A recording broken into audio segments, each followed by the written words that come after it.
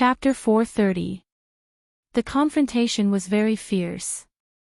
It had only just begun, but it had already reached its climax. But it made sense. Everyone was fighting with their lives on the line, and no one would show mercy. The vibrating brilliance was as gorgeous as fireworks. Violent explosions, angry shouts, and miserable screams rang out incessantly. From time to time, people would fall into the sea. The late-stage tribulation passing experts from both sides had already found their respective opponents. In order not to harm their own people, they automatically climbed into the clouds and fought to their heart's content. The nascent soul cultivators were in the middle, while the core formation cultivators were at the bottom. As for the foundation establishment cultivators, neither side had any in their lineup.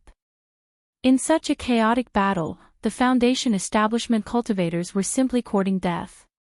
In any case, both sides had found their corresponding opponents. After all, those with low cultivation levels wouldn't fight with experts. However, when comparing the strength of both sides, it seemed that Wuji Island had a lot more late-stage tribulation passing experts. From time to time, there would be 2 against 1. As for the other levels, there were more from the Huaxia Cultivation Alliance. For example, there were 5 or 6 people from the Cultivation Alliance fighting against one core formation cultivator. The more they fought, the more courageous they became. Yu Qianqiu hugged a coconut and shook his head. Too despicable. Suddenly, his eyes widened. He saw a small group from the Cultivation Alliance killing several people in a row. They were probably addicted to winning every battle and couldn't find an opponent, so they rushed forward. On the Wuji Island side, there was a nascent soul cultivator who was at a disadvantage. He was accidentally killed by 5 or 6 people. This time, the arrogance of these few fellows was boundless. They roared as they rushed towards the group of nascent soul stage cultivators who were fighting. Suddenly, a few flying swords shot over and strangled them. 5 or 6 people didn't even have a chance to resist. They turned into dozens of pieces of meat and fell into the sea to feed the fish. Impulsive. Impulsive is the devil. Yu Qianqiu shook his head. Sighing, he bit down on the stalk of rice and sucked it dry. When he found it was empty, he stuffed it into his bag of holding and burped. Then he picked himself up from the ground and continued to watch the show. The situation of the battle was really intense. People died almost every second. Almost none of the cultivators who fell into the sea could get up again. The Cultivation Alliance was well prepared, but they had overestimated themselves. Since the other party dared to cause trouble in the Huaxia cultivation world, they would naturally not be too shabby. From the looks of it, it was almost impossible to annihilate the other party in one fell swoop. Aren't we looking for a chance to fight? When are we going to act? Purple Dress turned around and asked. She might have also noticed that the situation of the Cultivation Alliance was not very optimistic. Who said that? Yu Qianqiu was stunned. Purple Dress was also stunned. She said, "Didn't you say that independent cultivators were not included in the overall plan and had to find opportunities to fight independently?" "I didn't say that. I forgot." Yu Qianqiu turned his head away and stuffed the straw into his mouth. "You said it before. I heard it with my own ears." Zee became serious. This girl was really stubborn. Did she really want me to admit that I didn't say anything? Yu Qianqiu turned around and rolled his eyes. "Are you stupid?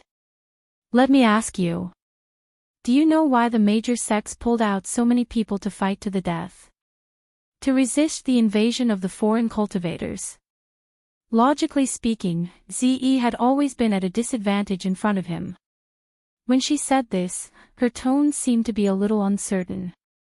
Then why do they want to resist the invasion of the foreign cultivators? Yu Qianqiu asked patiently. It should be to protect their own sects. Ze thought about it and replied. That's right. They want to protect their own sections. To be more precise, they want to protect their own interests. Yu Qianqiu slapped his thigh and praised. He then said very seriously, Huaxia has their sects, territories, their disciples, and their spirit stone mines. To prevent these from being invaded, they have to fight to the death. What about us? We have nothing. Even if we help them win, they still won't give us anything. No one will say anything about you. So, we have to ensure our own safety first. Then what about the thing that Elder Bai asked us to do? Ze frowned. Let's think about it for a long time. Even my master is not worried. Why are you worried? Yu Qianqiu pointed at Wuji Island in the distance and said, that place is very quiet. There are no signs of disturbance. If I'm not wrong, there should be many people on Wuji Island. They haven't shown their full strength yet. If we do this, how are we going to explain to the Cultivation Alliance? Ze was a little worried. Explain my ass. Yu Qianqiu sneered. I said wait for an opportunity. I didn't say for sure. Are we just going to watch the show? Ze asked. Yu Qianqiu waved his hand and sneered. Who said I'm just going to watch the show? I don't have the time to do that. Take this. He stuffed the coconut in his hand into Ziyi's hand. He opened the cabin door and waved to call the first team leader over. Get a flying instrument and land on the sea. Tell a few dozen brothers to dive into the sea. Yu Qianqiu pointed at the sea below the battle and said, dive there and pick up all the storage bags that fell into the sea. Damn it. These people are dying like rain. There are a lot of storage bags. We might be able to get some money. Yes. The first team leader turned around. Yu Qianqiu shouted again, wait. Tell them to stay in the sea and don't show their heads. Split into 2 groups and take turns. When the battle is over, we will retreat immediately.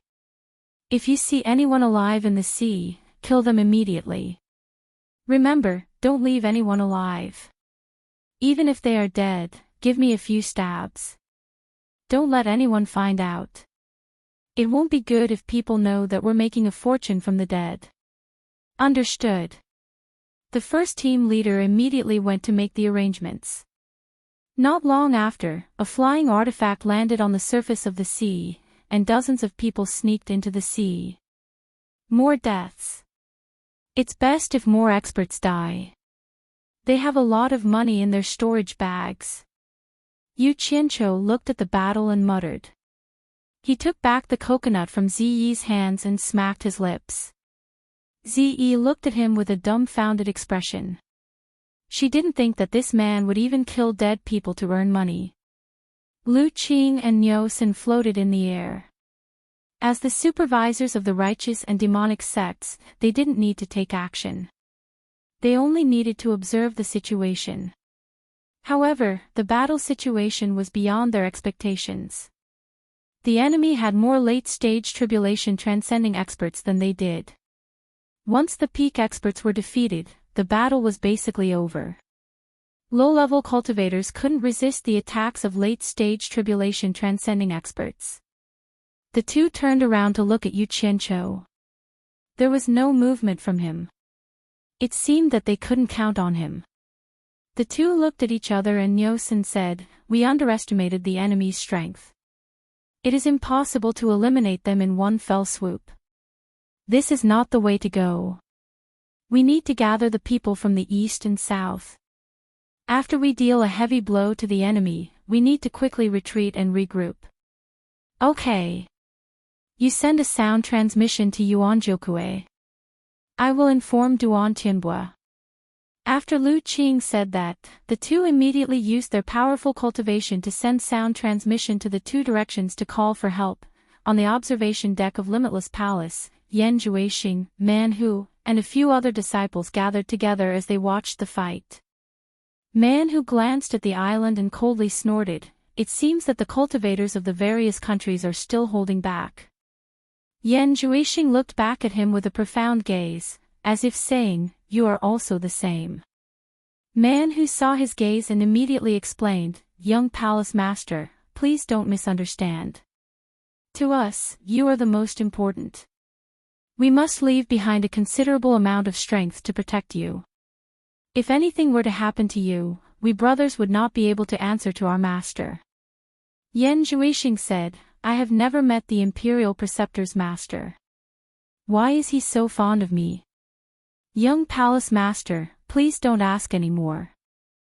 Once you have mastered the demonic book, you will naturally understand. Most importantly, we have absolutely no ill intentions towards young Palace Master. If young Palace Master does not believe us, I can make a poison oath." Man Hu said sincerely. Yan Juixing did not linger on this topic, nor did he make him make any poison oath. When he looked into the distance, his pupils suddenly shrank. His eyes suddenly turned demonic red as he stared at one place. Man Hu and the others noticed his abnormality. They followed his gaze and saw a few faint black spots in the distance. However, they could not see clearly what they were. They could not help but ask, "Young Palace Master's demonic eye is extraordinary. Can you see what it is?" Yan Juixing looked for a while and the red light in his eyes disappeared. He said, "It is 3 strange flying artifacts. However, there has been no movement. Could it be that the Cultivation Alliance has reinforcements?" Man Hu frowned. "Let's go and take a look." Yan Juixing's figure flashed. He had already rushed out of the watchtower and flew quickly. "Young Palace Master, it is dangerous." Man Hu anxiously shouted. However, the other party did not care. The 6 of them immediately flashed and followed. Yan Juixing took the lead. They did not avoid the cultivators from both sides. The 7 of them rushed straight into the middle area of the battlefield. If someone tried to stop them, Yan Juixing did not say a word. He punched out. A black aura burst out in an instant and immediately shook the person who tried to stop him. The person who was punched was blown into pieces, scaring the people around. The movements of the 7 cultivators immediately attracted the attention of Lu Qing and Niu Sen, who were supervising the battle. At first, they thought that the 7 cultivators were coming for them. Just as they were about to face them, however, the 7 cultivators simply flew past them and headed towards Yu Qianqiu. "Where are you going?" Niu Sen shouted. Just as he was about to chase after them, he felt his arm tighten. Lu Qing shook his head and said, "It is not good for us to call. Let them invite Yu Qianqiu and the others out. Since we are already here, how can we just watch from the side? It is a bit unreasonable." Yu Qianqiu, who was hiding in the flying artifact, was rubbing his round belly and burping comfortably. Zi, who was at the side, warned, "Someone is coming for us. We are the peace first. Why are they coming for us? Who would be so bored?" Yu Qianqiu looked over and saw 7 figures appearing in an instant. They were floating outside the transparent crystal window and looking at him. Yan Juixing and the others saw the 2 transparent big guys from afar. They did not know that the people inside were old acquaintances. They immediately looked at each other. Chapter 431. Neither of them expected it to be the other. Yan Juixing didn't expect Yu Qianqiu to be sitting in this strange fellow and watching the show. He seemed to be very relaxed and was even holding a coconut in his hand. Yu Qianqiu was even more surprised. He didn't expect this fellow to be able to fly. This required at least a tribulation initial stage cultivation to be able to do so. Damn it. I thought my cultivation had increased very quickly. I didn't expect there to be someone even more abnormal. Yu Qianqiu looked at Yan Juixing's feet again and again. He really didn't see any flying artifact under Yan Juixing's feet.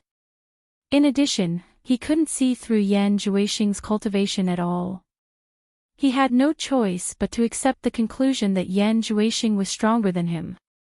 I am really overjoyed to be able to see Brother Yu here. Could it be that Brother Yu isn't willing to come out and have a chat? Yan Juexing's face revealed a sincere smile. It couldn't be described as sincere. It should be described as happy. It seemed like he was about to get his wish fulfilled. When Man Hu and the others saw Yu Qianqiu, they immediately thought about how their second brother had died in the blade drawing event. The anger on their faces couldn't be concealed even if they wanted to. It was as if they wanted to vent the hatred in their hearts. In addition, they received a message from their master. They didn't have to worry about Ziyi anymore. This made them even more determined to take revenge. Damn it! What kind of crappy aircraft is this? Its soundproofing is actually so bad. Yu Qianqiu awkwardly waved his hand at them and said, Brother Yan, please wait for a moment. I will be right there. He quickly walked outside and waved his hand to summon a team leader. He whispered into his ear, a strong enemy has arrived. Immediately inform the other 3 flying artifacts to close all the hatches. Inform the people in the sea to temporarily hide in the sea. It won't be long before the reinforcements from the Huaxiao Alliance arrive. We will be safe then. Mister, we are willing to go out and fight. A team leader pleaded. It was obvious that he didn't want to be a coward. Ziyi also nodded her head heavily. She had already taken out a purplish-black bamboo. Her entire body was filled with fighting spirit. Fight, my ass. 2 late-stage tribulation transcendence cultivators already cost us 200 brothers. Now, there are 6 late-stage tribulation transcendence cultivators outside. If you go out, you'll just die. It depends on the situation. As Yu Qianqiu spoke, his expression darkened. Since when can orders be bargained over? Carry out the order. Yes. The pair of captains immediately passed down the order. The main mechanism of the 4 flying artifacts was activated almost at the same time. All the cabins and protective shells were tightly shut with a whoosh. Yan Juexing, Man Hu, and the others were stunned by the movements of the flight-type artifacts in front of them. Needless to say, Yu Qianqiu would definitely not come out. It seemed like he had made up his mind to hide inside. The few of them felt like they had been fooled. Yan Juexing's face was gloomy. He tried to keep his tone calm and said, Brother Yu, what do you mean? I've heard that you're extremely daring and there's nothing you don't dare to do. Could it be that Brother Yu is afraid of me? Or is it that you naturally like to bully the weak and fear the strong? You're actually trying to goad me into action. This is a trick that I won't play anymore after I get tired of it. Yu Qianqiu revealed a mocking expression. He patted the wall made of nether iron, creating a few muffled sounds. He looked around and nodded in satisfaction. He wobbled back to the rear cabin and jumped onto the bed. He laid on his side and propped his head up with one hand. He smiled proudly and said, Brother Yan, you are wrong. Back then, Brother Yan and I were like old friends at first sight, so we addressed each other as brothers. How could I be afraid of you? It's just that Brother Yan's cultivation has increased by leaps and bounds. I want to test Brother Yan to see if Brother Yan can open my flight-type artifacts. I have no other intentions. Yan Juexing's expression twitched. He knew that anything else he said would be nonsense. Yu Qianqiu would definitely not come out. Shameless. Man Hu angrily shouted, Yu Qianqiu, you want to rely on a few flight-type artifacts to protect your life. You're simply delusional. Yu Qianqiu leaned on the bed and grinned, saying, Brother Yan, you are a refined and cultured person, so why would you get mixed up with a bunch of roaming ruffians? It's truly a pity. AI. Don't talk nonsense with him. Let's attack together and break it. I want to see where he can hide. Man Hu waved his hand at his junior brothers. They nodded and a cold light flew out from their storage pouches. 6 flying swords flew into the sky. "Brothers, cover your ears," Yu Qianqiu shouted. He took the lead and grabbed a blanket to cover his ears. The others were not stupid. Hearing the words outside, they naturally knew what was going to happen. They all stuffed their index fingers into their ears. The 6 junior brothers pointed their fingers and 6 cold lights shot down like lightning. Bang! A loud sound rang out. The flight-type artifact that was hit by the 6 flying swords was instantly shaken down by 40 to 50 meters. The people inside were shaken to the point that they hit the roof of the cabin and fell down. Yu Qianqiu even bounced up from his bed and rolled a few times on the cabin floor. A pile of coconuts also rolled around. He crawled up and quickly ran back and forth.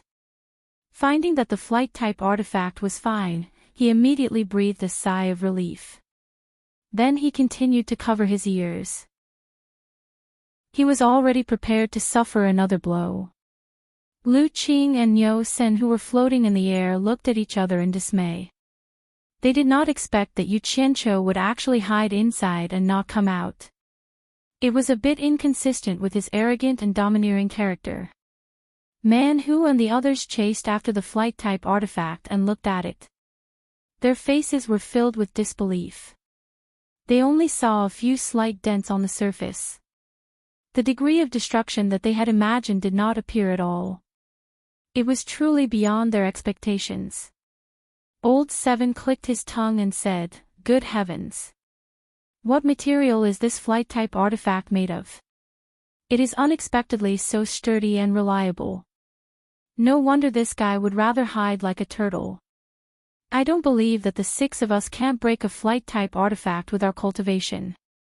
Let's give it a hard blow." Man Hu called out. The 6 of them grasped their flying swords in their hands. In an instant, 6 huge astral swords appeared in the sky. There was no need for them to call out. The 6 of them exerted their strength at the same time. The 6 huge astral swords whistled as they wildly chopped down. Bang! The sound shook the sky. Even the people who were fighting in the distance were startled. They took a glance at the scene. Seeing that it had nothing to do with them, they continued to fight. The flight-type artifact directly fell to the surface of the sea, creating huge waves. It sank a few meters before rising up again. The people inside the artifact were shaken to the point of staggering. They looked at each other with a bitter smile. This feeling was truly unpleasant. Fortunately, they didn't suffer any injuries due to their cultivation. The few of them chased after the artifact to the surface of the sea to check. Although the attack was strong enough and the dent was a little deeper, it was clearly far from being able to destroy it. They had never heard of such a sturdy flight-type artifact before. Yan Zhuixing's expression changed again. He was truly unwilling to let Yu Qianqiu off just like that.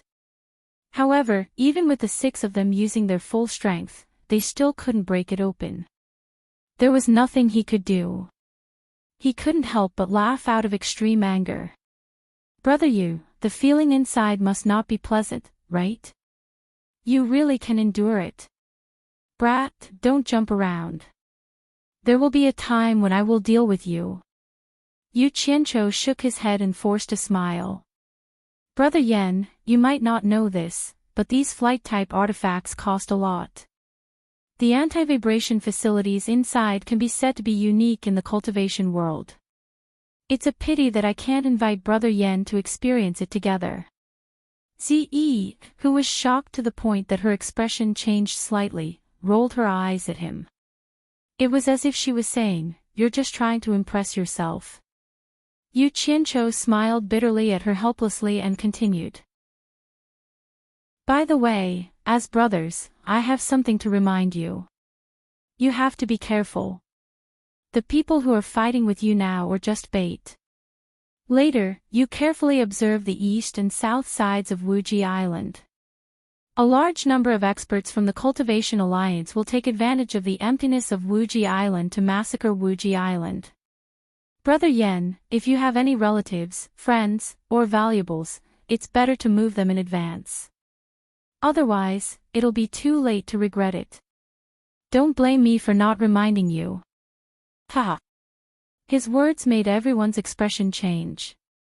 For Yan Zhuixing, apart from his father, there was also his father and son's assets on Wuji Island. If it was really as Yu Qianqiu said, then it would be a big problem. Man Hu and the rest of the disciples from the Great Snow Mountain were mostly on the island. They were also a little shocked. Although they guessed that what Yu Qianqiu said was a lie, they still looked to the east and west subconsciously. In fact, Yu Qianqiu's words were just speculation, but it was not a wild guess. According to various signs, the Cultivation Alliance was slowly falling into a disadvantageous position. The previous arrogant deployment was obviously no longer effective. Since the people on the east and west sides could not play a role, they must be transferred to support here.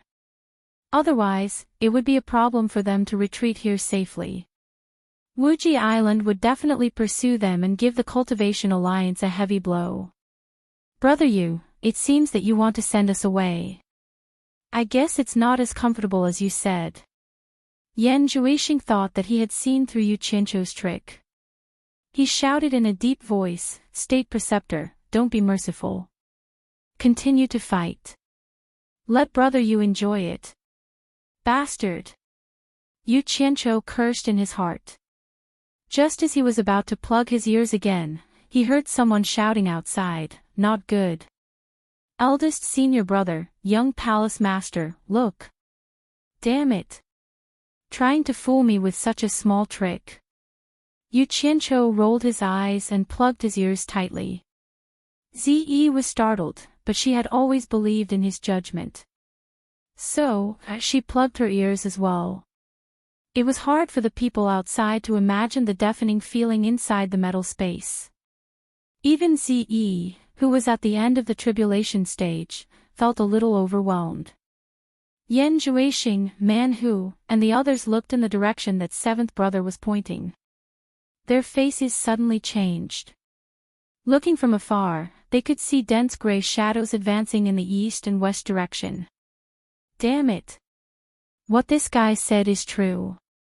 Man Hu looked at the flying artifact that was still swaying on the sea. Brother Yu, thank you for your advice. I will definitely repay you in the future.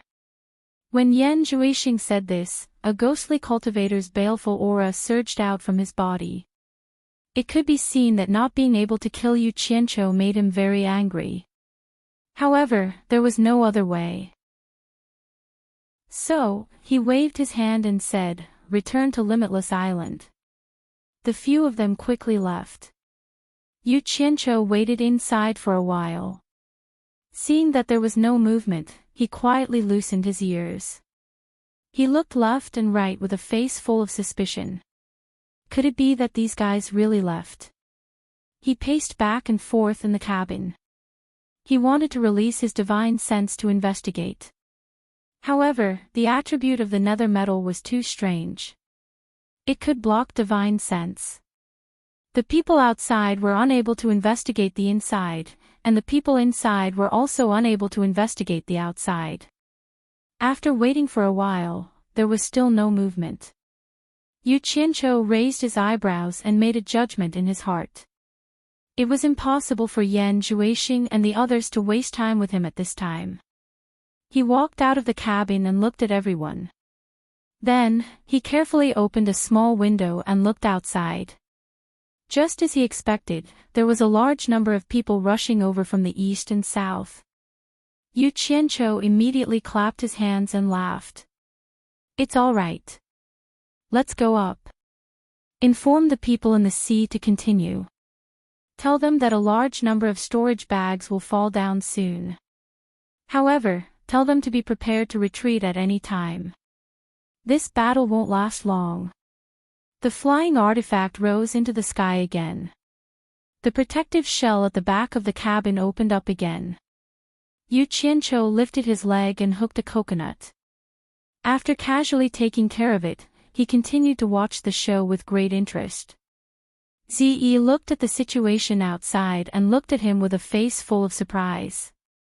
She asked, "How did you know that people from the east and south would come?" Yu Qianqiu raised his hand and pointed at his head. He said arrogantly, "Brain. It's because of my brain. Now you understand why my master gave me such an important mission, right? That's why you should listen to me." Ze pouted but didn't refute. She turned her head and looked at the intense battle in the distance. Yan Zhuixing's group of 7 quickly rushed through the battlefield. Man Hu shouted, "Everyone, the enemy has sent a large number of reinforcements. You must inform all the people on the island to fight." Actually, there was no need for him to say it. Everyone had already noticed it. There was a long whistle in the sky. Countless people immediately flew up from Wuji Island. A flying sword flew towards the flying Yan Zhuixing. Yan Zhuixing let out a sharp cry. His hands were suddenly enveloped by 2 balls of black mist. His claws were like a phantom as he grabbed the flying sword. He clenched his hands together and an ear-piercing creaking sound could be heard. The flying sword was immediately twisted into a ball and was casually thrown away. Although the person who released the flying sword was in the nascent soul realm, he was also shocked and tried to escape. However, Yan Zhuixing's figure flickered and immediately caught up. He stabbed his claw into the cultivator's back and carried him away. When Yan Zhuixing threw him away, the cultivator was already a dried corpse falling into the sea.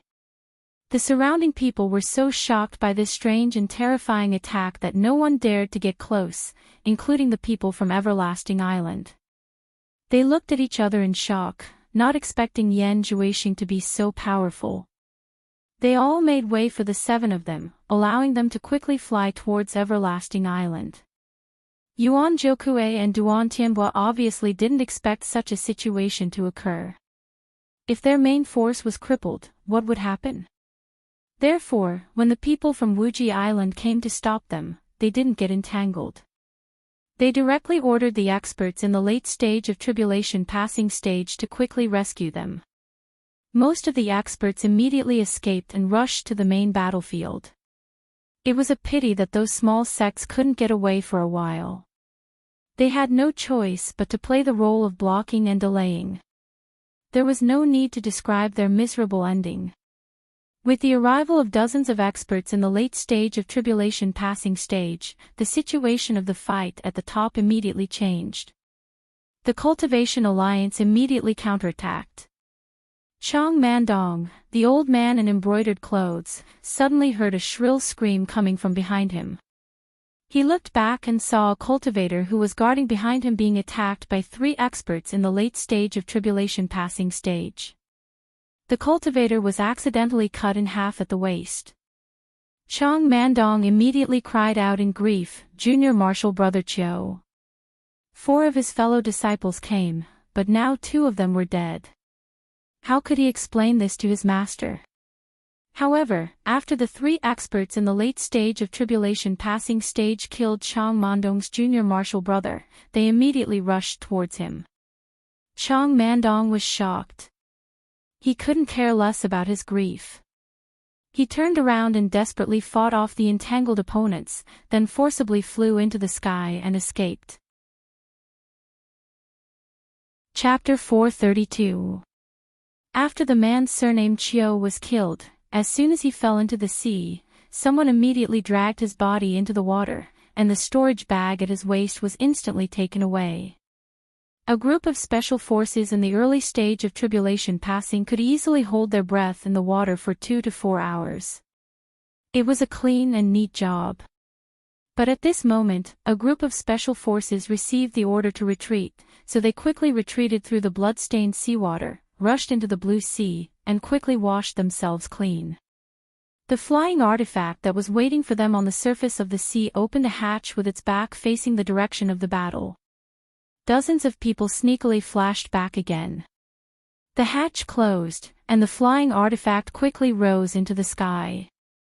Ze looked at the movement below, and then looked at the sea where people were still falling. She wondered, we should still be able to collect a lot of storage bags. Why did you ask them to retreat? Next to him, Captain One also nodded slightly, expressing the same doubt. Yu Qianqiu smiled slightly and said, if we continue to fight, we will lose 800 men to kill 1,000 of the enemy. Which sect in the Cultivation Alliance is willing to do this? I believe it won't be long before they retreat. By then, our people will still be down there, and we will become the target of Wuji Island's anger. Going too far is as bad as not going far enough. Captain One ordered us to retreat. Let's go back to Wanghai town first. The order was passed down, and the 4 flying artifacts quickly rose into the sky and flew back to the west. Not long after they left, the Huaxia Cultivation Alliance was indeed fighting and retreating, while Wuji Island was in hot pursuit. However, when they were close to Wanghai town, they finally retreated unwillingly. After all, they were close to the enemy's base camp, and it would be bad if they were ambushed. As soon as the 4 flying artifacts returned, Yu Qianqiu and Ze immediately came out and went to the cabin of another ship. They saw several piles of storage bags on the cabin board. Ze's eyes lit up, while Yu Qianqiu rubbed his hands excitedly and asked, how many storage bags are there? Captain Tu replied, about 3,000. Oh. In that case, at least 3,000 people died in the battle between the two sides. Hee hee. Not bad. Yu Qianqiu smiled and waved his hand, send a few people to stand guard outside, and close the cabin door. Don't let anyone get close. Categorize the items inside and don't mix them up. Let's see what we got this time. Oh right, put the spirit stones in different grades, don't mix them together. With a wave of his hand, a dozen or so people immediately surrounded each pile of storage bags. Each of them picked up the storage bags and quickly sorted out the things inside. Immediately, the dazzling sound of spirit stones clattered incessantly. All kinds of bottles containing medicinal pills also clattered and collided with each other. There were also many magic tools in a mess. When the people of Everlasting Island returned to the sea region where the fierce battle took place, the cultivators of various countries immediately sent many people to the sea to salvage the storage bags of their cultivators. As for the storage bags of the cultivators of the Chinese cultivation world, they would naturally belong to whoever found them. Chang Mandong of the two, a nation impatiently gathered all the disciples around him. Even he himself quickly dived into the sea, roughly at the spot where his junior brother had fallen into the sea. The cultivators of various countries looked at him with some surprise. Chang Mandong's actions were somewhat puzzling, so many people stopped in the air and didn't return. However, they didn't know that the storage bag on Chang Mandong's junior brother contained a very important item. Furthermore, there were a large number of spirit stones inside. Chang Mandong definitely couldn't let it fall into the hands of others. Because the smell of blood was too strong, it had already attracted countless sharks. Chang Mandong casually killed 7 or 8 of them the moment he entered the sea. Fortunately, the sea here wasn't too deep, and the sea water was already filled with blood. The line of sight was still good. After a few dozen meters, they reached the bottom of the sea. At this time, there were corpses everywhere, attracting all kinds of carnivores in the sea. After a group of people dived into the sea to search, they were immediately shocked to find that the storage bags on almost everyone's waist were gone. Only a small number of corpses could still be seen. Chang Mandong's heart immediately sank. He sent a voice transmission to the people of his sect to find his junior brother's corpse at all costs. Seeing that there was no harvest, the cultivators of other countries all floated to the sea and reported the strange things that had happened here. Only Chang Mandong's sect was still searching everywhere. Hard work pays off. In addition, the people of his sect were quite familiar with the appearance of Senior Chiu. Finally, they found the 2 parts of the corpse. Chang Mandong saw that the rope of the storage bag on the waist of the corpse seemed to have been cut by a sharp weapon. It was obviously done by someone. Suddenly, his scalp felt a little numb. After the cultivators of various countries received the report, they were also shocked. Someone actually took advantage of the battle to hide in the sea and reap the benefits. Who did it? It was really puzzling. After the Cultivation Alliance returned from the battle, as soon as they returned to Wanghai town, the important figures of each sect gathered together to discuss the reasons for the defeat this time. Of course, arrogance was the reason that everyone knew, but it was inevitable that they would blame each other. However, the unluckiest ones were the small sections. Not only did they suffer heavy losses, but they also had no right to blame anyone. They could only grit their teeth with ashen faces. After arguing for a long time, they could not come to any conclusion. After a while, everyone felt that something was missing. After thinking about it carefully, they realized that Yu Qianqiu was not there. In this battle, Yu Qianqiu had a power weapon, but he did not make a move. It was really infuriating, and he was immediately condemned by everyone. Under the crowd's agitation, Lu Qing had to shout, "Someone, go and invite Yu Qianqiu here." Immediately, a disciple of Fuxian Island received the order and left. They did not know that Yu Qianqiu was immersed in the joy of everyone dying and him becoming rich. He did not have the mood to come here to discuss. Moreover, no one informed him, so he would not take the initiative to come. In the flying instrument, Ziyi also took the initiative to organize the things in the storage bag with everyone. Suddenly, a team member next to her who was carrying a storage bag exclaimed, "There are quite a lot of spiritual stones in this storage bag. There are more than 50 million superior-grade spiritual stones." Yu Qianqiu, who was sitting at the side waiting for the result, suddenly had his eyes lit up. He waved his hand and said, "Ordinary disciples can't carry so much money. It must be an important person. Throw it over and let me see." The team member immediately threw the storage bag over. Yu Qianqiu caught the bag and injected his divine sense into it. He immediately chuckled and said, "Yo. It has the capacity of 3 rooms. TSK, almost 60 million. Which unlucky guy did it? I have to check the things inside to see if there is any identification." In the end, after rummaging through a pile of miscellaneous things, he could not see who it belonged to. However, he was sure that it was definitely not a Huaxia cultivators. This could be seen from the clothes inside the storage bag. Finally, a medium-sized wooden box inside the storage bag caught Yu Qianqiu's attention. He casually took it out and placed it on the deck. He rubbed his hands and laughed at everyone, "I hope we can find some treasure inside." Everyone laughed and stared curiously at the box. Ziyi even widened her eyes and approached it cutely.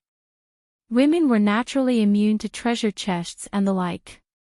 After whetting everyone's appetite, Yu Qianqiu directly opened the lid. When they saw what was inside, everyone's eyes immediately showed disappointment. The box was filled with a pile of jade archives. How could there be any treasure inside? What kind of lousy jade archives were these? Why did they have to put them in a box? Yu Qianqiu had a suspicious look on his face. He reached out and picked up a piece, then injected his divine sense into it to examine it. After looking through it, his expression was slightly stunned. He swept his gaze across everyone, then took out a few more to examine. The more Yu Qianqiu looked, the stranger his expression became. Ziyi's face was filled with curiosity. She moved her pretty face over and squeezed out a smile to flatter him. She asked, "Yu Qianqiu, what is inside?" It seemed that a woman's curiosity was not something a man could compare to. She was actually trying to please Yu Qianqiu just for this. Yu Qianqiu glanced at her, but did not reply. He placed the jade archives back into the box, then released his divine sense to check the number of jade archives in the box. He found that there were 317 of them. He rubbed his chin and thought for a while, then turned his head and asked, "Ze, do you know how many countries there are in this world?" "I heard from my master that there are 318 countries, big and small." "Most of them are small countries," Ze replied casually. She then asked, "What's wrong? Is there something wrong with this jade archive?"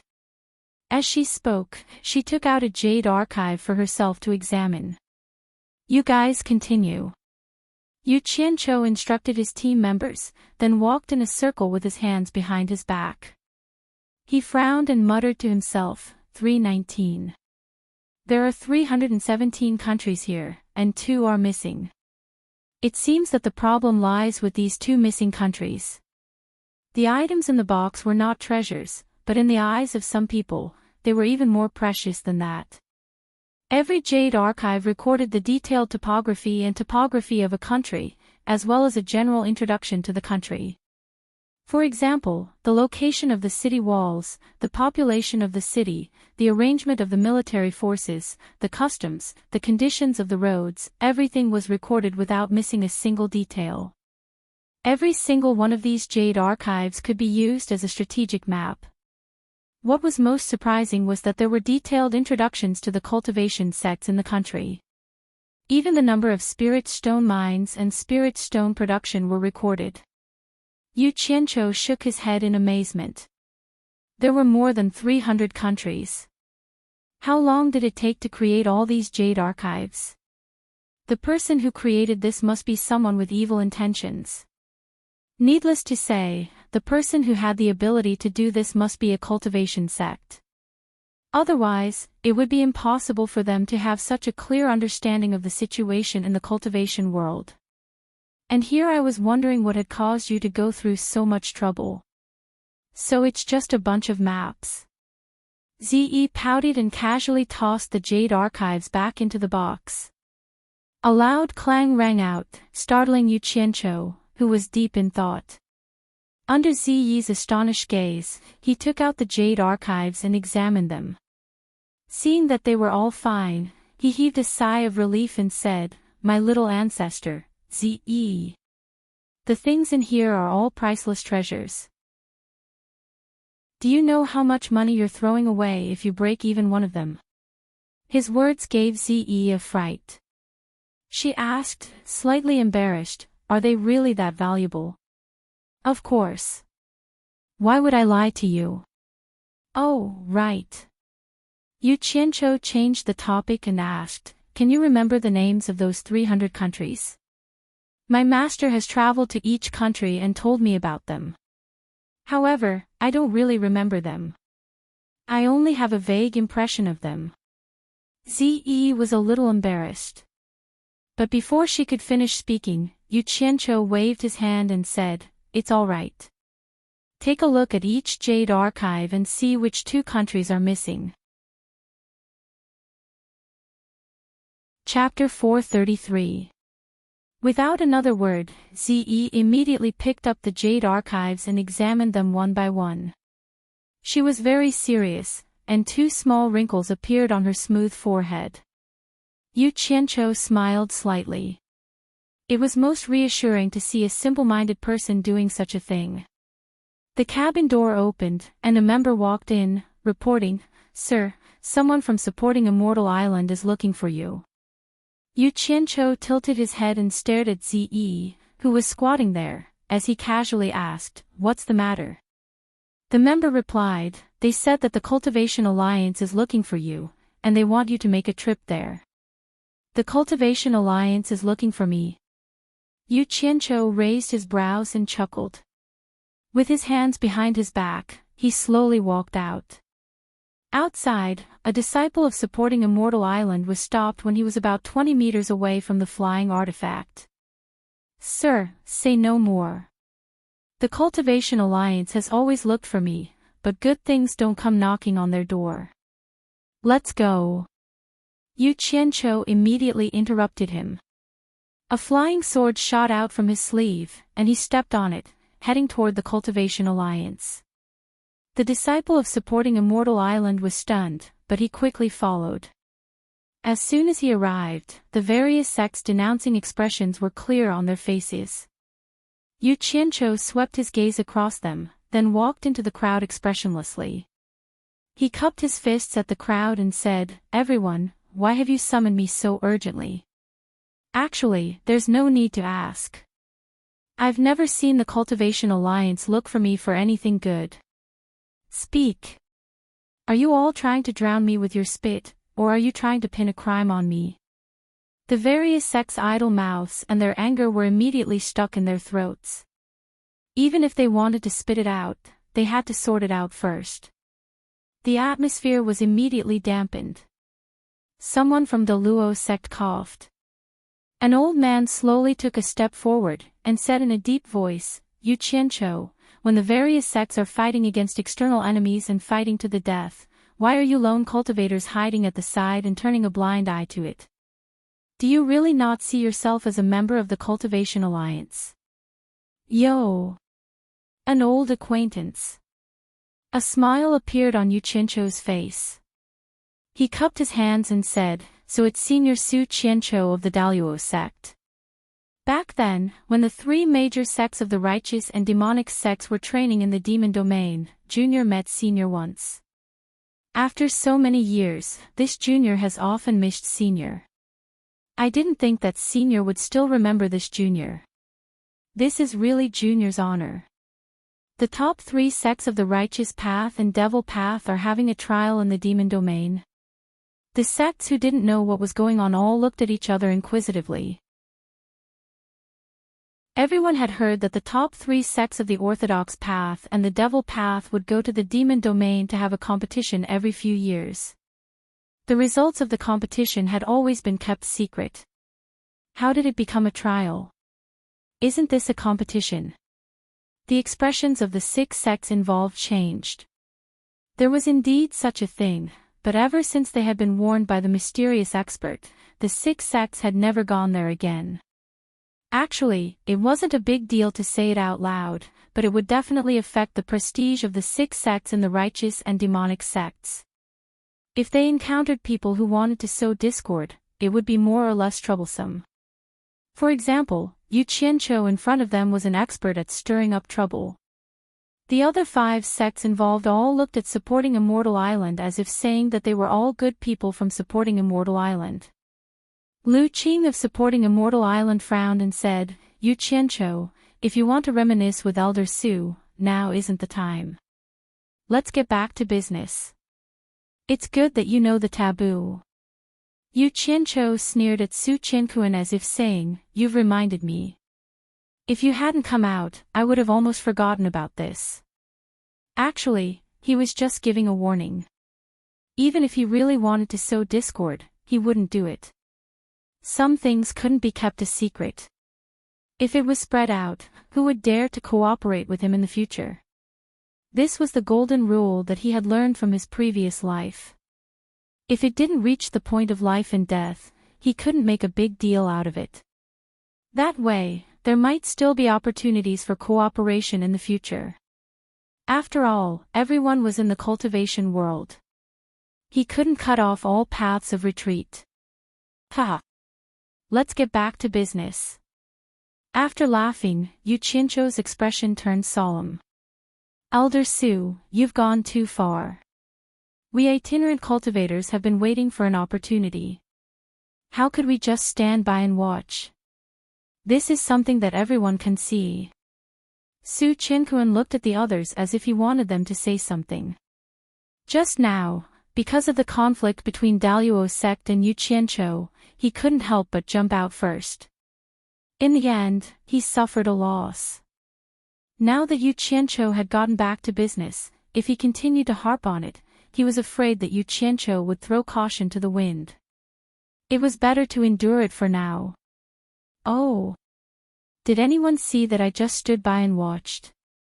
That's pure bullshit *t. Yu Qianqiu looked around and raised his arms as he said loudly, "We itinerant cultivators attracted the attention of 7 tribulation passing experts from Limitless Island. 6 of them were at the final stage of the tribulation passing stage. We fought them to the end. Did everyone really not see that? Didn't this reduce the pressure on the sects? If this is considered as standing by and watching, then there's no justice in this world. The sects that had participated in the trial in the Demon Ghost region were temporarily silent. Without the leaders of these 6 sects, the original fiery anger of the crowd was immediately extinguished, as if a bucket of cold water had been poured over it. Yu Qianqiu felt proud of himself, secretly praising himself for having achieved the miraculous effect of using 4 tails to overcome 1,000 caddies. As he looked left and right, he suddenly saw the Enchantress of 100 Charms throwing him a meaningful wink. He immediately lowered his head and pretended not to see anything. He was proud, but now he was ready to throw caution to the wind. Just when everyone thought that this matter was going to end, someone in the crowd suddenly shouted, "Yu Qianqiu, don't try to argue. Everyone knows that you didn't intend to fight from the beginning. When the 7 tribulation passing experts found you, you also hid in the flying magic tool. How dare you say that you fought them to the end? How can you be so shameless?" Everyone was stunned, and their eyes all looked in the direction of the voice. Yu Qianqiu was stunned and thought that there was really someone who was stubborn. He immediately shouted, "Who is it? Who is it? Don't hide behind people's backs and hurt them.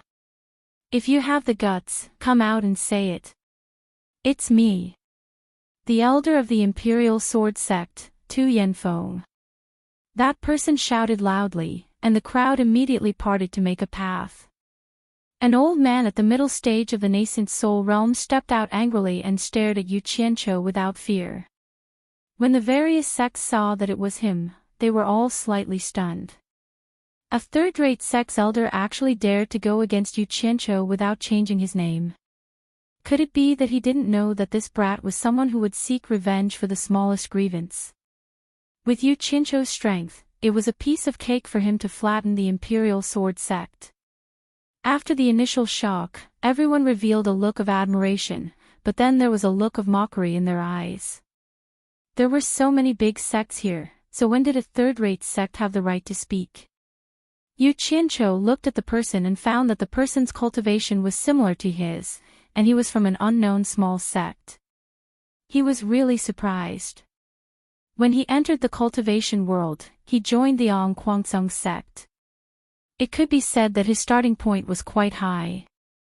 After that, the sects he interacted with were all famous and big sects, and he really didn't have any contact with those small sections. "I have always been in the upper echelon, so when did I offend the Imperial Sword Sect?" Yu Qianqiu scratched his head in confusion, and then he respectfully said, "Elder Tu, I have never met you before. Did I offend you in any way?" "You didn't offend me in any way, but I just can't stand your despicable face. You obviously have your own selfish motives, but you still want to twist words and force logic. I am deeply ashamed to be associated with people like you in the Cultivation Alliance." Tu Yanfeng pointed at Yu Qianqiu's nose and cursed. The crowd was in an uproar, and they all whispered to each other, almost applauding and cheering. Yu Qianqiu's face darkened, and he shouted, "Tu Yanfeng, I have no enmity with you, and you dare to insult me in public. Do you think I'm afraid of you just because I don't belong to any sect? You don't have to be afraid of me, and I don't have to be afraid of you. At most, I will just die." Tu Yanfeng shouted back tit for tat, "In this battle, all the disciples of the Imperial Sword Sect who came with me have died, and I am the only one left. I have no face to go back and face the sect leader. If you don't want to fight, that's your own business, and it's not my place to talk about it. But you are here to argue, and it is simply an insult to the disciples of the Imperial Sword Sect who died in the battle. If I don't scold you, who will? If you are not convinced, do you dare to fight with me? People do not do good, but they all have good thoughts." When all the sects heard what he said, they were all filled with deep veneration, and no one dared to look down on him anymore. But when they thought of Yu Qianqiu's character of seeking revenge for the smallest grievance, and Tu Yanfeng's challenge gave him an opportunity, they all sighed in their hearts, and thought that Tu Yanfeng's life was probably over. Yu Qianqiu's mouth was wide open, and he was stunned for a moment. Suddenly, under the watchful eyes of the crowd, he bowed deeply to Tu Yanfeng and said, "Senior, you are loyal to the sect, and this junior admires you from the bottom of my heart. I misunderstood you just now. Yu Qianzhou's words were rude, but you misunderstood me too, sigh. Let's not talk about this kind of unspeakable secret." All the sects were stunned, and Tu Yanfeng, who was ready to fight to the death, was even more stunned. The anger that filled his chest had been mostly extinguished. At this moment, everyone clearly saw a humble, respectful, and virtuous junior. He was like a completely different person from the previous Yu Qianzhou. If you really have some unspeakable secret, why don't you say it? If what you said is reasonable, I'll apologize to you in front of everyone, Tu Yanfeng said after being stunned for a moment, and the aggressiveness in his tone was gone. Yu Qianzhou shook his head and said with a bitter smile, "Let's not talk about it anymore. If I continue, I'll inevitably be suspected of twisting words and forcing logic. Senior, you have a noble character and unquestionable integrity, and you dare to stand up and argue for what's right, and the loyal disciples of the Imperial Sword School, Yu Qianzhou, can only admire you." "Senior, what you said was right. It's a shame to be associated with me, and I'm ashamed to face the loyal disciples of the Imperial Sword School who died in battle." Sigh. "If that's the case, I, Yu Qianzhou, announce in front of everyone, that I and a group of rogue cultivators will withdraw from the Cultivation Alliance, and will no longer enjoy the protection of the Cultivation Alliance, as punishment." All the sects were in an uproar, and the 4 major families were all stunned. The Allure Beauty's eyes were filled with doubt, and her pair of bright eyes looked at Tu Yanfeng from time to time, and then glanced at Yu Qianzhou, thinking to herself, "These 2 fellows seem to have taken the wrong medicine. Could it be that the 2 of them colluded to put on a show? What the hell is the little fox doing?" Tu Yanfeng was dumbfounded. "Yu Qianzhou, if you have something to say, say it, don't be so impulsive." Sigh. "My heart is towards the bright moon, but the bright moon shines in the ditch." "Senior, you don't have to say any more. Actually, I can see that the Cultivation Alliance has a lot of misunderstandings about me.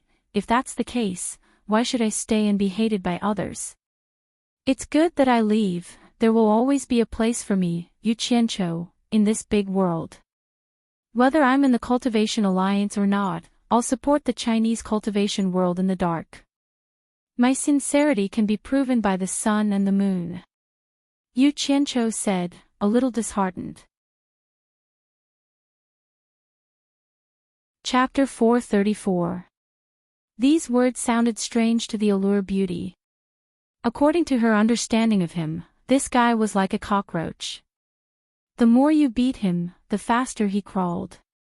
When the Daluo sect put a bounty on his head, the more pressure they put on him, the more he could fight back. That was why he secretly robbed their spirit stone mine. Could it be that he was really discouraged because of a few insults from Tu Yanfeng? The Allure Beauty's pretty face was full of suspicion. Her watery eyes stared at a certain someone, wondering what this little fox was trying to do. Tu Yanfeng had come to denounce him out of anger.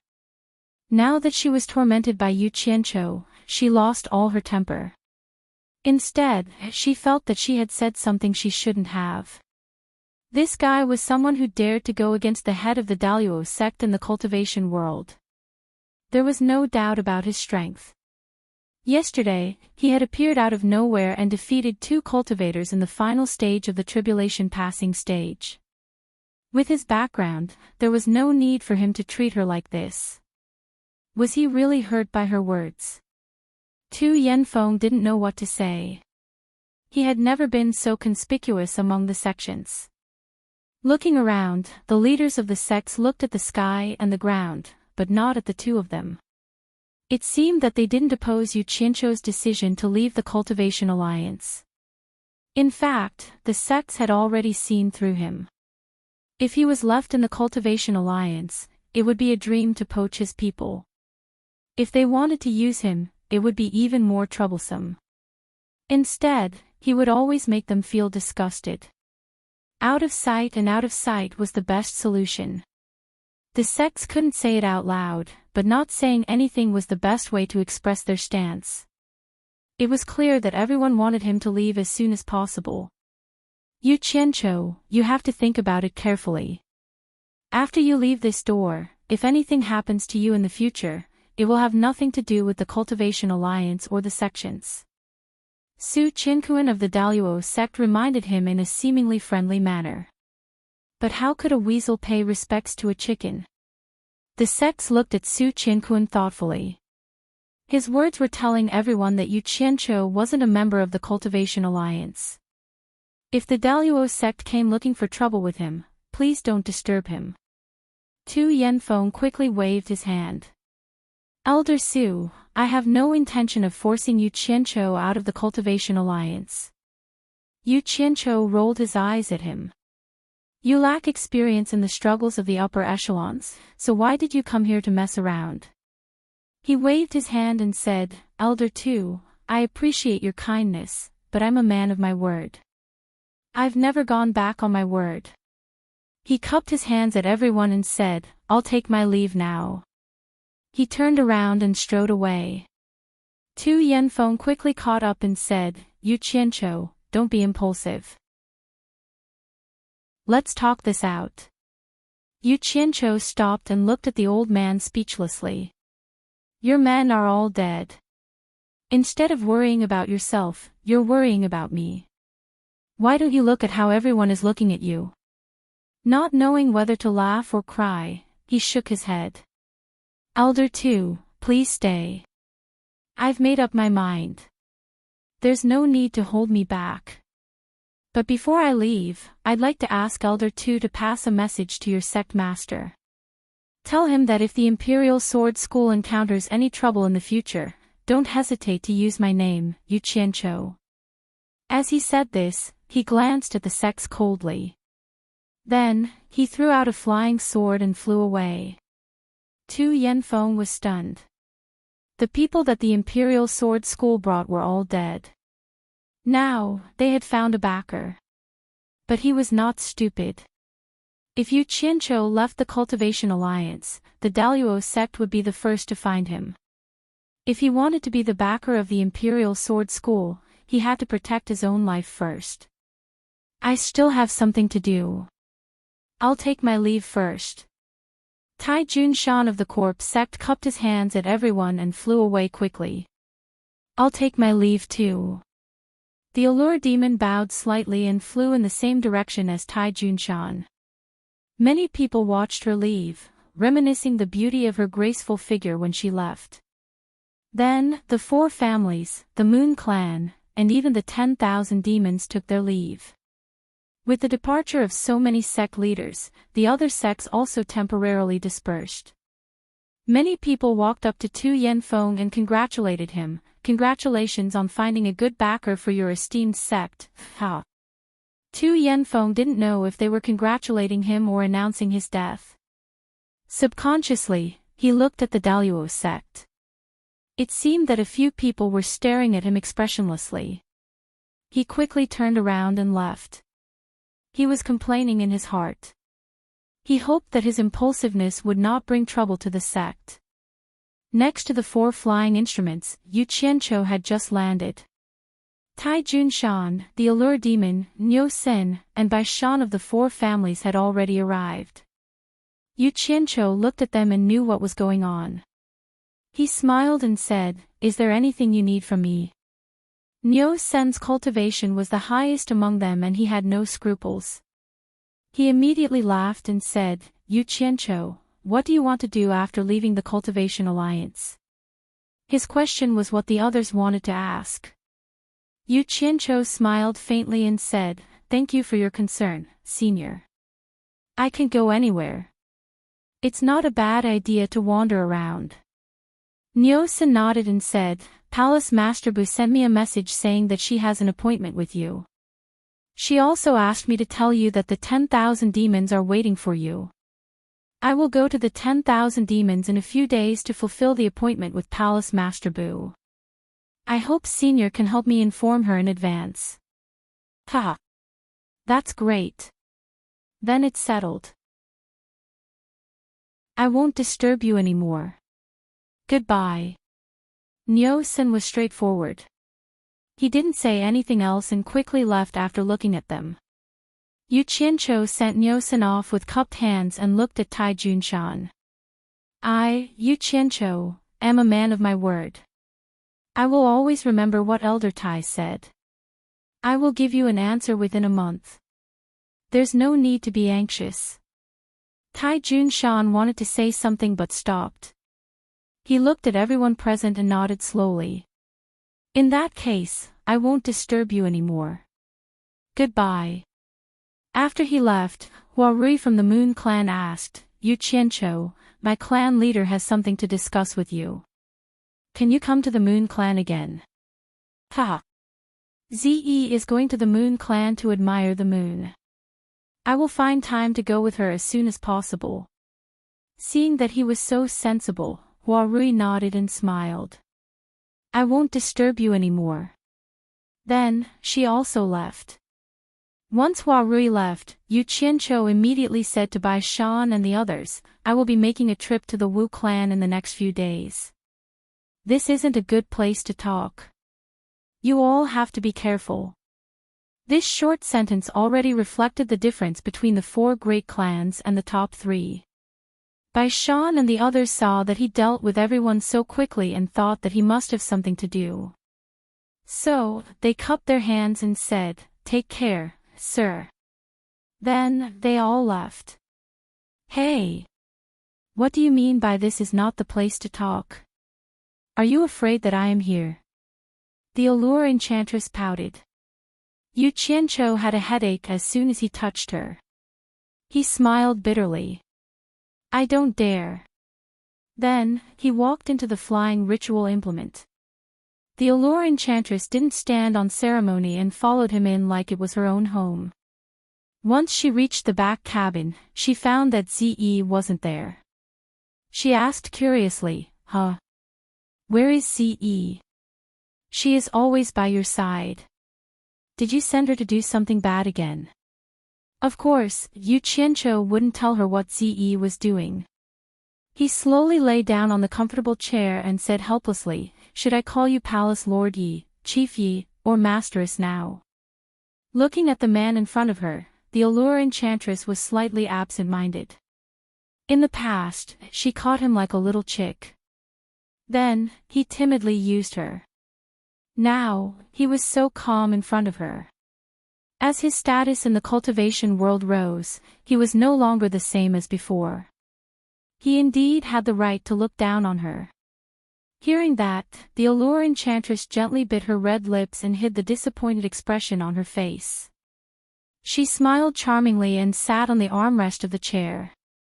She said, You little fox, when you used me, you called me Masteress more than anyone else. Are you going to change your way of addressing me now?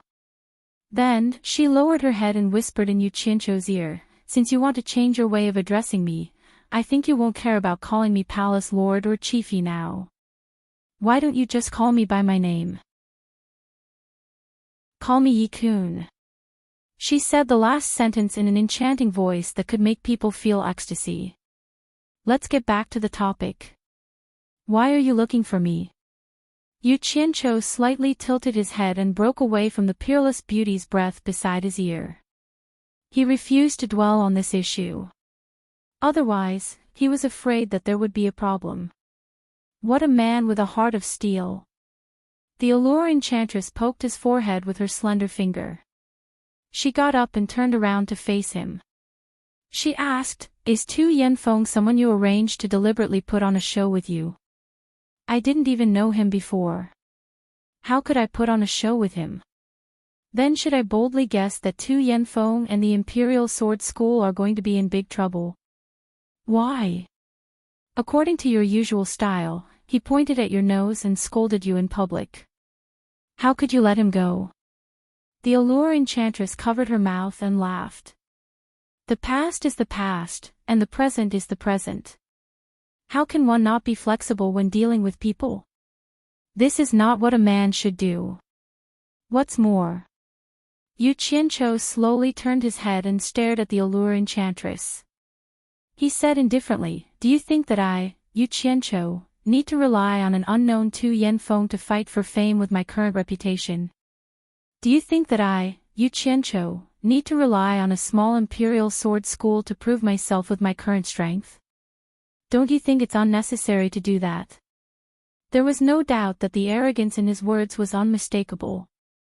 It made people feel as if they had just seen his true face for the first time today.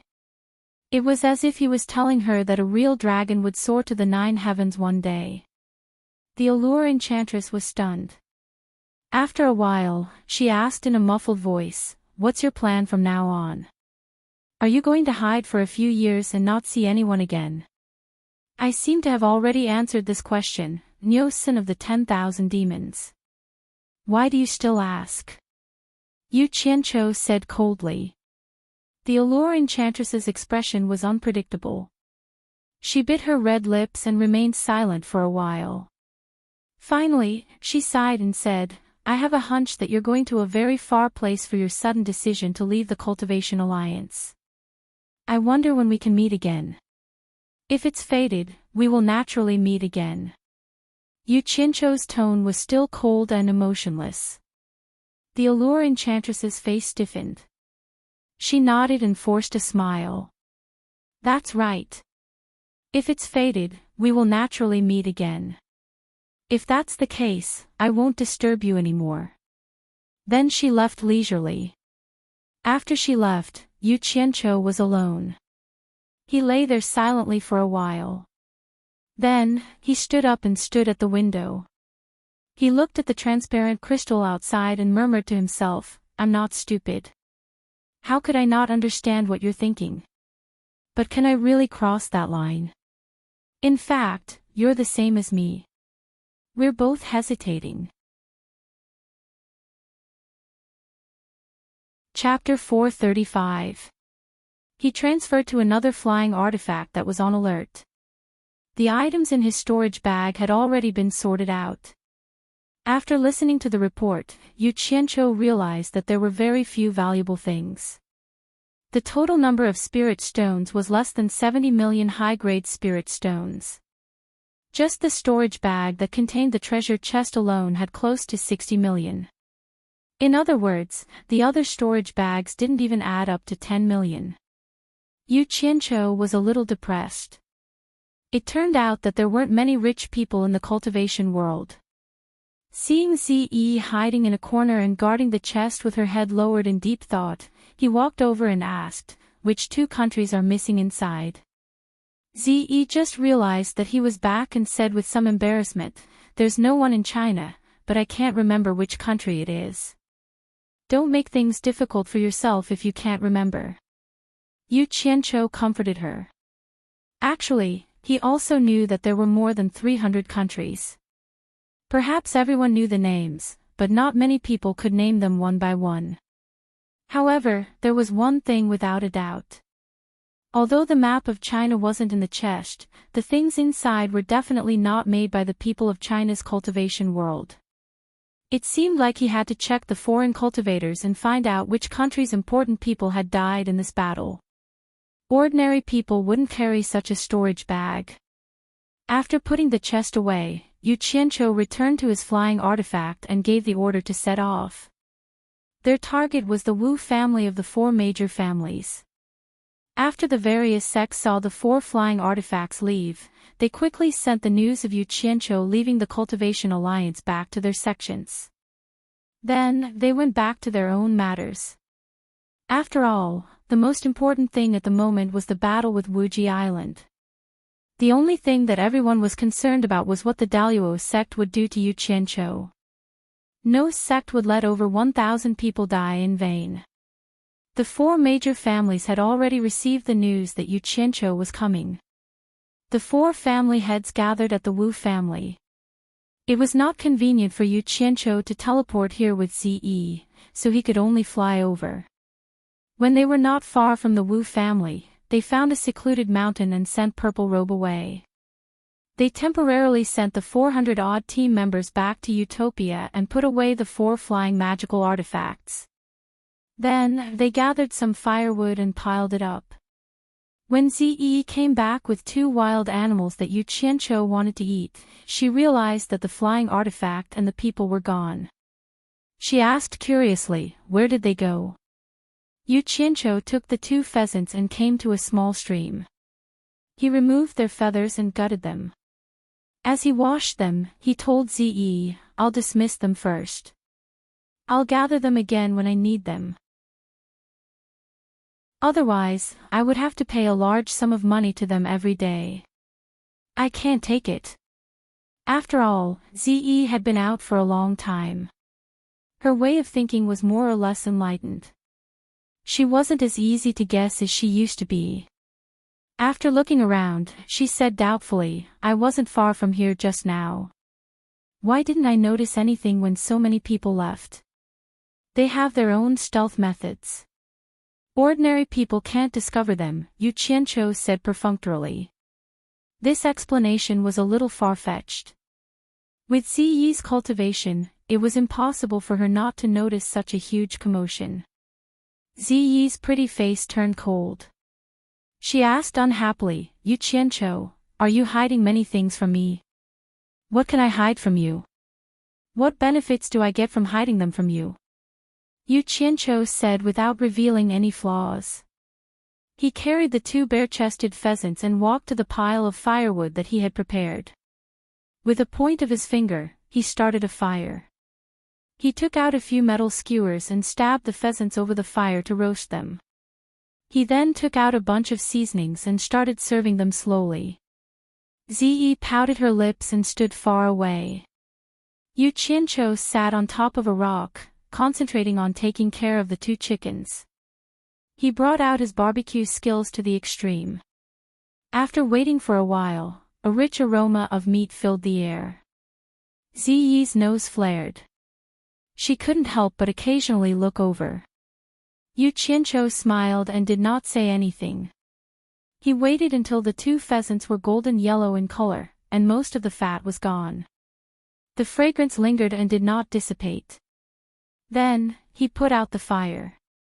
He raised the 2 roasted pheasants in his hands and smiled. Ze, come and have a taste.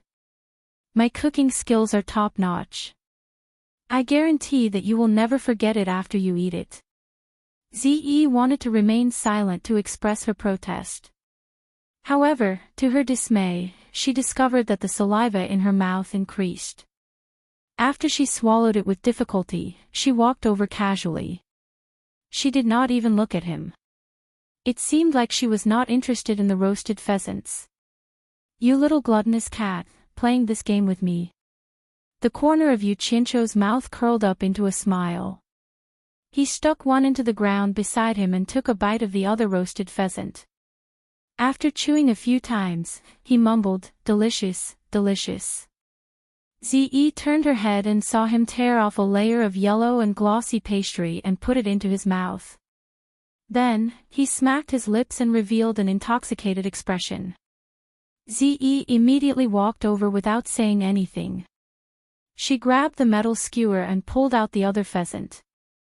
Then, she sat back to back with Yu Qianqiu and opened her mouth to take a bite. Yu Qianqiu finished eating first. He stood up and threw away the food in his hands.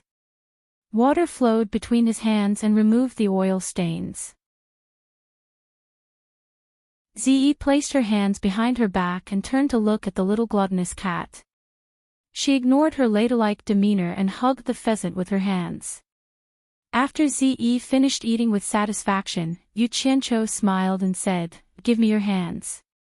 Ze stretched out her 2 hands in astonishment. When she saw the oil stains on her hands, she immediately stuck out her little red tongue. Suddenly, a wriggling little water dragon swam over and filled her 10 slender fingers, helping her get rid of the oil stains. The feeling of being touched by water was really comfortable. She looked at Yu Qianqiu with delight. However, she heard Yu Qianqiu smile and say, "Pucker up your mouth." Ze obediently did as she was told. Once again, she saw a little water dragon come over to help her clean the oil stains on her mouth and face. After the cleanliness, Ze widened her eyes and said, "It's delicious. You can roast it for me in the future." Yu Qianqiu nodded and smiled. "All right. However, let's make a trip to the Wu clan first." The barrier between them disappeared, and the two of them quickly flew towards the Wu clan. This time, Yu Qianqiu visited the Wu clan secretly. He didn't openly pass through the crowded Hat Island. Instead, he alerted a guard at the periphery of the Wu clan and instructed him to inform Wu Sihai to make a trip over. When Wu Sihai received the news, he was rather astonished. He didn't know why Jiang Yi was acting so mysteriously. However, Jiang Yi reckoned that Jiang Yi didn't want too many people to know of his arrival. Jiang Yi cooperated and didn't alert anyone else. He only brought the other 3 clan heads over.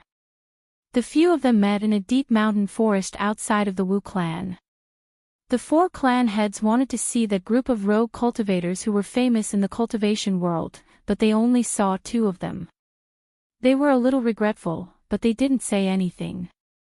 After exchanging conventional greetings, Yu Qianqiu smiled indifferently and said, "I didn't come here for anything else. I just want to tell everyone that I will be making a trip back to the demon region. Previously, because I killed Wu Jinggang, I promised to bring Senior Wu Bao to meet my master. I hope the Wu clan can make arrangements now and ask Senior Wu Bao if he has the time to go with me." Ze was slightly startled. She only found out about Yu Qianqiu's plan now. When she thought about meeting Senior Bai again, she was nervous and excited. The 4 clan heads looked at each other and were rather excited. After Wu Sihai's excitement, he got a little worried and couldn't help but ask, "Yu Qianqiu, I wonder if Consecrator Wu Bao will be in danger after meeting the old ancestor. I am worried that the old ancestor..." He didn't finish his sentence, but everyone knew what he was worried about. It was obvious that he was afraid of infuriating the old ancestor, and Wu Bao might lose his life. Yu Qianqiu shook his head and said, "It is useless for you to worry. You can't make the decision for this matter. Why don't you invite the Wu clan's 3 clan elders together and let them discuss it?" Wu Sihai nodded with a grave expression and said, "Wait for a moment, I will go invite the 3 clan elders immediately." After speaking, he quickly skimmed the sky and left. Chapter 436. When Wu Sihai returned, Wu Bao and the other 2 clan elders were nowhere to be seen. Wu Sihai's answer was that the 3 clan elders might have gone out, so they might not be able to visit the ancestor in the demon domain for the time being. The Bai, Jing, and Tan clan heads looked at each other thoughtfully, but didn't say anything. How could the 3 clan elders just disappear like that? It was more likely that they were afraid of meeting Bai Changchun. This was equivalent to indirectly telling Wu Lixue that they couldn't go. Yu Qianqiu smiled coldly, "You're a supervillain, I'm really worried about letting you stay by Wu Lixue's side. I wanted to bring you to the demon domain and kill you, but you didn't want to go. You're smart enough to escape this disaster." Wu Sihai also shook his head awkwardly. No matter how tactful his words were, it was useless. They were not fools, so they naturally understood the twists and turns. He did see Wu Bao just now. When he heard that they were going to visit the ancestor, his expression changed again and again. Wu Bao gritted his teeth and agreed to come, but was stopped by Wu Jin at the crucial moment. Wu Jin only said one sentence. "Wu Bao, I'm afraid you'll be in danger this time. After all, our surname is not Bai. Listen to me, let's end this matter here." The atmosphere between them was a little strange. Wu Sihai changed the topic. "Yu Qianqiu, aren't you going to see Shuai?" The matter between Wu Lixue and Yu Qianqiu was no longer a secret among the upper echelons of the 4 clans, so he asked without hesitation. Among the people present, only Ze didn't understand what he meant. Yu Qianqiu smiled faintly, "I have my own way of contacting Shuai." Saying so, he took out a porcelain bottle and a jade archive from his storage pouch and handed them to Wu Sihai, saying, Senior Wu, please send these two things to Baihua Ferry of Baihua Palace as soon as possible. He then took out a jade archive, saying, there are some things recorded in here. There's no risk, please do as I say, Senior Wu. I'll do my best. Wu Sihai received the items and exchanged glances with the other three clan heads. He felt that Yu Qianqiu was acting a little strange today, as if he had purposely come here to put an end to everything. For patriarchs, we shall meet again. Yu Qianqiu cupped his hands at the four of them. A flying sword flew out from his sleeve and carried him away. A purple shadow followed behind him. The forest was quiet except for the occasional chirping of birds. The four of them looked at each other. High up in the sky, the two of them pierced through the clouds and mist. After Yu Qianqiu's cultivation increased, his flying speed increased significantly. Zi tilted her head and kept looking at him. The crease between her brows showed that she was thinking about something. Ever since she got together with Yu Qianqiu, she found that she couldn't figure out any of Yu Qianqiu's behaviors. It was beyond her understanding. So she began to learn to think slowly, so that she wouldn't always feel confused. But it was really hard to figure it out. The more he thought about it, the more confused he felt. The thing you gave to the Wu family's patriarch just now. What did you ask him to do for you? Zi sadly realized that she might really be a little stupid. She couldn't figure it out, so she could only ask. Just a small matter. Yu Qianqiu answered perfunctorily. In his impression, this woman was a simple-minded person. Talking to her was just nonsense. She just needed to order her when she needed something. Liar. Zi protested strongly. Her pretty face turned cold again. Yu Qianqiu chuckled, turned his head, and said, don't think about this first. Better think about what my master will ask you after you see him. Ah. Zi suddenly panicked. She asked carefully, what will Senior Bai ask me? If he asks me what I've done, how am I supposed to answer him? Let me think. Yu Qianqiu muttered to himself, after you came out, you seemed to eat more. You didn't do anything else, no. Zi yelled and interrupted, you can't say that I ate. But I can't lie to my master. Yu Qianqiu frowned. Ah. Zi was stunned. She really couldn't lie to Senior Bai, whom she admired the most. Thinking about it carefully, he sadly realized that he seemed to eat more often. It seemed that as long as he was free, he would rarely stop eating. Then what should I do? Senior Bai asked me to help you with something, but I only cared about eating. If Senior Bai finds out about this, how will he look at me? Zi grabbed her hair and looked around blankly. She felt like she was about to collapse. She seemed to regret not being able to control her mouth. Will he kill me in anger? No. Zi said. Suddenly, she yelled again, scaring Yu Qianqiu. She stared at Yu Qianqiu fiercely and said, you have to think of a way for me. Otherwise, don't think about returning to Obedient Island. Even if you want to go, you have to settle Senior Bai's matter first. Otherwise, no one can go back. Ugh. You actually dare to threaten me. Believe it or not, I can strip you naked and set up a formation on the spot. Yu Qianqiu was startled. In the end, he sighed and said, forget it. Whatever my master asks you, just say that you don't know and push the blame onto me. When the time comes, my master will naturally ask me and not you. And that's for the best. Ziyi's eyes lit up. Her face brightened up. But then she found Yu Qianqiu looking at her with a strange expression. Ziyi suddenly realized that what she was doing was a little too selfish. She asked nervously, can you bear it alone? Yu Qianqiu immediately asked, how about I let you bear it? No, no. Ziyi waved her hand and said, you bear it. You are Senior Bai's disciple. He won't do anything to you. If he really wants to punish you, as long as I am fine, I will ask my master to plead for you. Don't worry. Damn it. Like father like daughter. You are just like your father at the crucial moment. Yu Qianqiu was speechless. The demon ghost region was filled with dense fog. All kinds of mournful cries could be heard from time to time.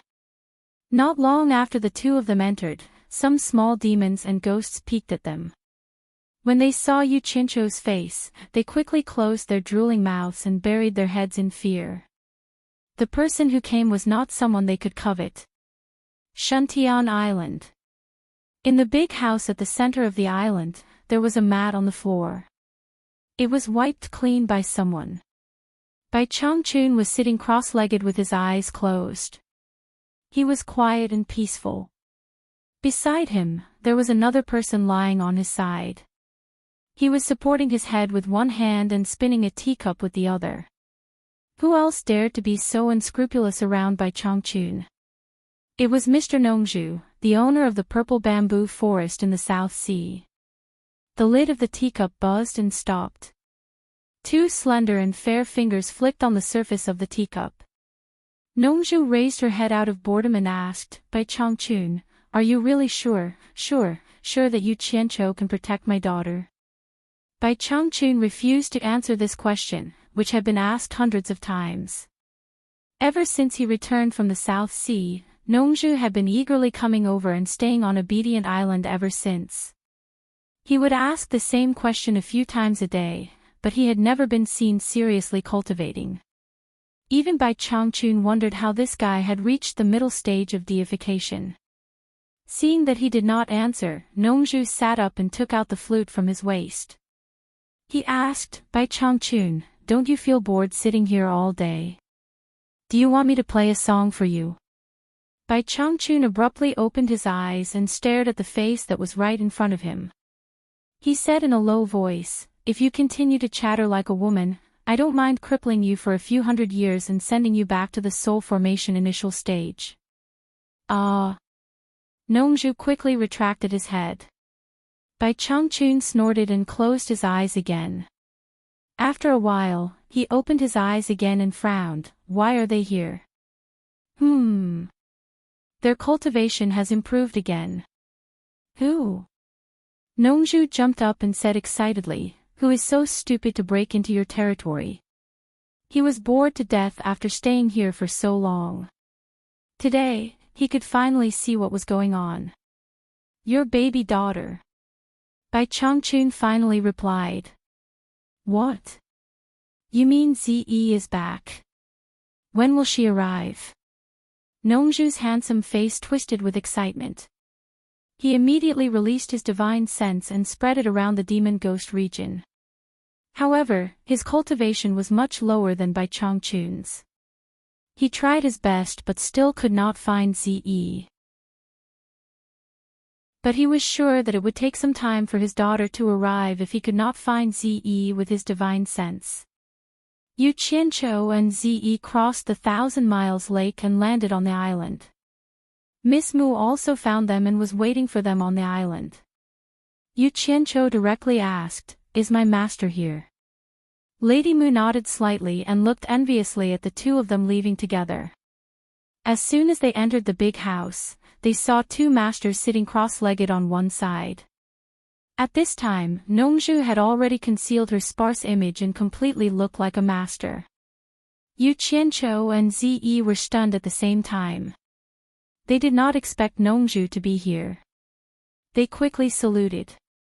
Master. I'm back. Greetings, Senior Nongzhu. Greetings, Senior Bai. Greetings, Master. Bai Changchun nodded slightly and pointed to the front, indicating them to sit down. Nongzhu looked Zi up and down carefully. Her daughter should not have suffered any loss. Her face was slightly plump and she looked much better than before. Not bad, not bad. Nongzhu felt relieved. She looked at Yu Qianqiu again and felt that he was more pleasing to the eye. He should not mistreat his daughter outside. What's the matter? Bai Changchun asked. I miss you, master. Yu Qianqiu said respectfully. Suddenly, he found Nongzhu rolled her eyes disdainfully. He quickly added, secondly, I have something to report to master. I have some plans and I want to ask for master's permission first. On the other hand, Ziyi was trembling with fear. She was afraid that Bai Changchun would ask her some questions. Nongzhu looked at Bai Changchun discontentedly. The atmosphere was so serious that my daughter was scared like this. Chapter 437. You don't need to ask for my opinion, and I won't interfere with you. I don't care what you do, as long as you achieve what I want in the end. Bai Changchun said, looking at his little disciple who was sitting obediently in front of him. Based on his experience of more than 2,000 years, Yu Qianqiu was just a little disciple. Hearing his words, Yu Qianqiu didn't feel anything, but Ziyi was greatly relieved. It was good that Elder Bai didn't ask about it. I know. But... Master, I still have to tell you what I think, or I won't be confident. Yu Qianqiu said. He thought to himself, the place I want to go has to be backed by this old guy. Before Bai Changchun answered, Nongzhu nodded repeatedly and said, say it, tell us all your ideas, and let your master and I see if there is anything wrong. He was eager to know Yu Qianqiu's ideas. He had heard about this guy's bad reputation, and he didn't know what was in his head. Usually, he couldn't ask him even if he wanted to. It couldn't be better to hear him say it on his own initiative. After all, his daughter was always by his side, and he couldn't be careless. In front of his master, Nongzhu didn't have the right to make decisions, and Bai Changchun didn't object.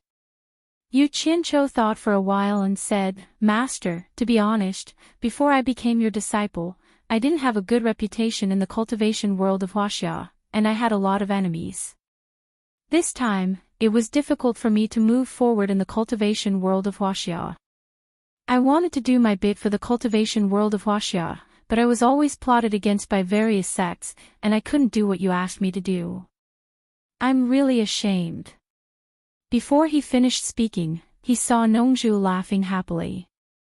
She looked at Yu Qianqiu with her eyes as if saying, so, you also know that you have a bad reputation. Bai Changchun slightly raised his eyebrows, and a cold light flashed in his eyes. He said in a low voice, they plotted against you, and you didn't have any tricks. Humph. If you have suffered a loss and deliberately came to me to complain, then don't say any more. I can't afford to lose my face. The meaning of his words was clearly saying, if someone hit you, don't you know to hit back? The smile on Nongzhu's face froze. The master was so strong that even the way he taught his apprentice was so strong. It was obvious that whoever bullied you, you should bully them back. Bai Changchun was indeed worthy of his name. Startled for a moment, he immediately said to his daughter, Ziyi.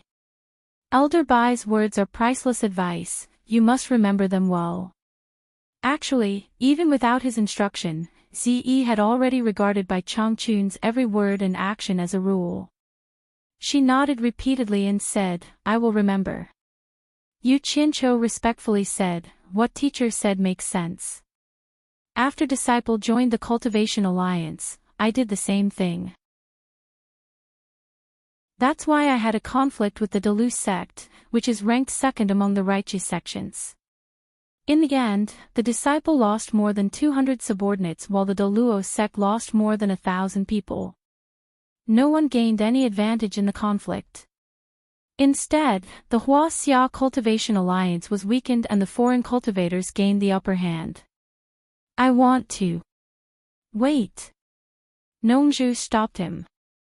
She looked at Ziyi up and down again and said, so many people died, and the matter became so big.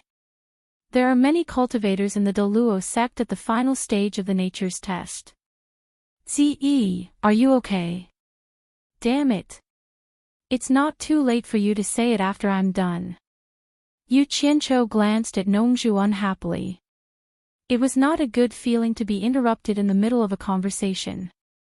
I'm fine. Zi replied, Master, you don't know. The Doluo sect is so hateful.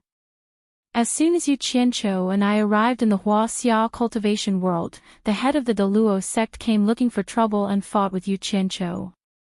Humph. But he didn't know who taught Yu Qianzhou. In the end, he lost an arm and came back with hatred. He deserved it. Ha! This guy killed his son. Of course, he wants revenge. Ah. Nongzhu paused and said suspiciously, the head of the Doluo sect is called Luo Qingtian. He seems to be at the middle stage of the nature's test. Zi, are you sure this guy defeated Luo Qingtian? As far as she knew, although Yu Qianzhou's cultivation improved very quickly, he was still at the nascent soul stage. Bai Changchun didn't care. Healy was also at the middle stage of the nature's test, but he was still killed by Yu Qianzhou. But he didn't know that Healy had a high status in the demon ghost region. Usually, no one dared to provoke him. He didn't have much combat experience and was not at the same level as Luo Qingtian. Nongzhu often wandered around in the outside world.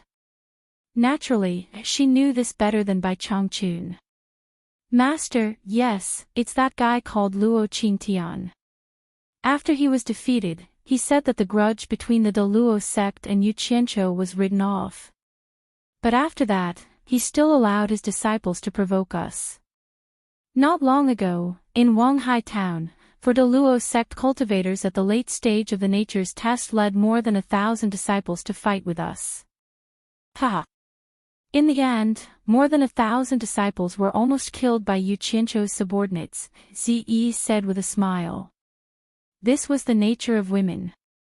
After finding someone to talk to, it was hard to stop talking. Nongzhu looked at Bai Changchun, who was calm. She turned around and asked, Yu Qianzhou, where did you get so many subordinates? Did you bring people from the demon ghost region? Yu Qianzhou just wanted to make up an excuse, but Zi said first, we didn't bring them out of the demon ghost region. We spent money to hire thugs. We have been making money outside, and then we spent money to hire thugs to help us. Why did she mention the matter of making money?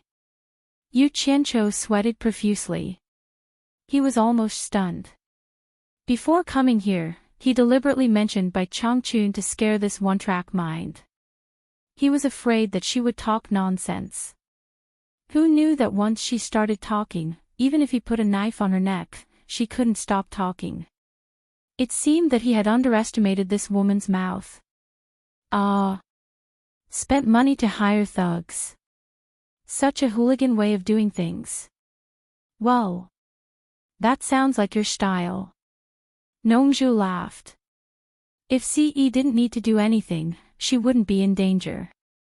He agreed with this approach. But then he thought it was not right, so he asked suspiciously again, Ce, you just said that there were 4 cultivators at the last stage of the passing calamity. Did you spend money to hire them to be your thugs? Although the cultivators at the last stage of the passing calamity were nothing in his eyes, he knew that they were already the top masters in the so-called cultivation world. They couldn't be hired with money. No, the strongest of the thugs we hired was only at the early stage of the passing calamity. As for the 4 cultivators at the last stage of the passing calamity, Yu Qianzhou and I fought 2 each. Speaking of this, Zi looked at Nongzhu embarrassedly and said, I'm ashamed. I fought 2 at the same time, but I couldn't win. On the other hand, Yu Qianzhou beat the 2 cultivators at the last stage of the passing calamity so hard that they couldn't fight back. If it weren't for the masters coming to stop him, I'm afraid that Yu Qianzhou would have killed them. Hearing this, not to mention Nongzhu, even Bai Changchun looked at Yu Qianzhou in surprise. Nongzhu was stunned and said, Girl, are you talking in your sleep? She turned to look at Yu Qianzhou and said, Tell me, what happened? They went too far, and I couldn't help but get angry, So I went all out, Yu Qianqiu replied weakly, but I didn't expect that the cultivators at the last stage of the passing calamity would be so weak. I was lucky to win. Speaking of such a glorious deed, he was indeed proud of himself. But in front of these two masters, it was better to be humble. Bai Changchun frowned slightly and slowly closed his eyes. Nongzhu couldn't stop laughing and said, "Lucky, you use lucky really well. When your master was only at the early stage of the transforming spirit realm, he dared to challenge the masters at the last stage of the transforming spirit realm. Tut, tut. Like master, like disciple. I've seen it today. There's no justice in this world. Elder Bai's disciple is naturally not an ordinary person." Zi peeped at Bai Changchun and flattered him. Bai Changchun frowned slightly again. No one knew what he was feeling at this time. Nongzhu was stunned. She had raised this daughter for so many years, but she had never flattered her. She didn't expect that she would flatter someone else in front of her for the first time. This was unbearable. Nongzhu's jealousy was suddenly overturned. She stared at Yu Qianqiu and said with jealousy in her mouth, "Your master has a lot of contact with the old monster in the southern Ming Empire. Your master must have given you some spirit treasure. Show me what you used to defeat the two guys at the last stage of the Crossing Heavens test."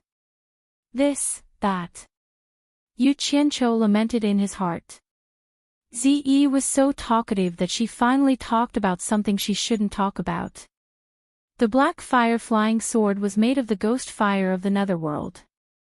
It could fool ordinary people, but it was very difficult to fool the two guys in front of him. Especially by Changchun, he had seen the message left by the old guy in the 9th netherworld cave. "What this and that? Are you afraid that I will rob your treasure? Show me." Nongzhu said very unhappily. She thought to herself, "My daughter has flattered your master for the first time. I just want to see your treasure. Why are you complaining?" When Yu Qianqiu was still hesitating, Nongzhu directly took action. Before Yu Qianqiu could react, he felt something around his waist. He looked down and found that the storage bag was gone. On the other hand, there was a storage bag in Nongzhu's hand. She was shaking it in confusion. "It's over. It's exposed." Yu Qianqiu suddenly became silent. "Brat, are you kidding me?" Nongzhu held the storage bag and asked, "Is it fun to hang an empty bag on your waist? I knew that you are not a good guy, but I didn't expect you to be so cautious. You actually hung an empty bag to fool people." "Master, is there nothing in it?" Zi asked curiously. She saw Yu Qianqiu put things in it every time. Just as she finished asking, her master threw the storage bag to her hand and let her see for herself. Zi used her divine sense to check it. It was empty. There was nothing in it. It was very clean. This should be the storage pouch. I know it. Zi tilted her head and asked, "Yu Qianqiu, where are the things inside? Where did you hide them?" Chapter 438. I'll hide it in your grandma's house. Why are you joining in the fun? Yu Qianqiu was really speechless. His storage bag was just for show. Everything was taken and placed in Utopia through this bag. Who would go through his storage bag normally? It was only because of Nongzhu, who was so unreasonable that she took it without being asked. He had to take revenge. Yu Qianqiu made up his mind and said with a look of sudden realization, "Senior Nongzhu, I almost forgot something. Someone asked me to ask you a question." Nongzhu chuckled.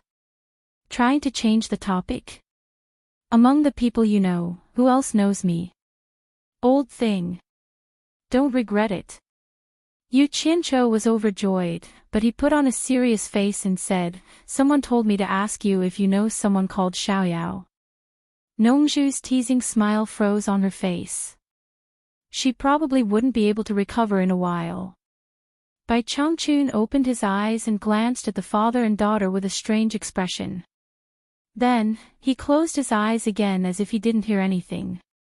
After a long time, Nongzhu looked at Ziyi, who was staring at her with a guilty conscience. She coughed and said, "Yu Qianqiu, who told you to ask me?" "It's Fairy Qianghua, the leader of the Moon Clan, which is ranked third in the Huaxia cultivation world. She asked me to ask you. Do you know her?" Yu Qianqiu said seriously. However, the smugness in his eyes was caught by Nongzhu. Nongzhu's face darkened. She asked Ziyi, "Have you seen the leader too?" "Yes, that woman is very annoying. But she's quite generous and gave us a lot of spirit stones."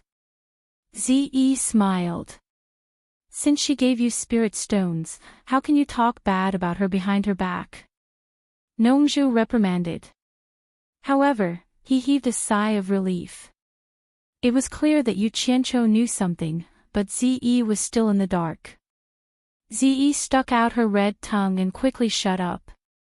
Master rarely reprimanded her like this. Nongzhu stared at Yu Qianqiu coldly and said in a low voice, "I don't know any Xiaoyao. Don't ask me such questions in the future. I hate it when people ask me boring questions. If there's a next time, I'll break your legs. At that time, even your master won't be able to protect you."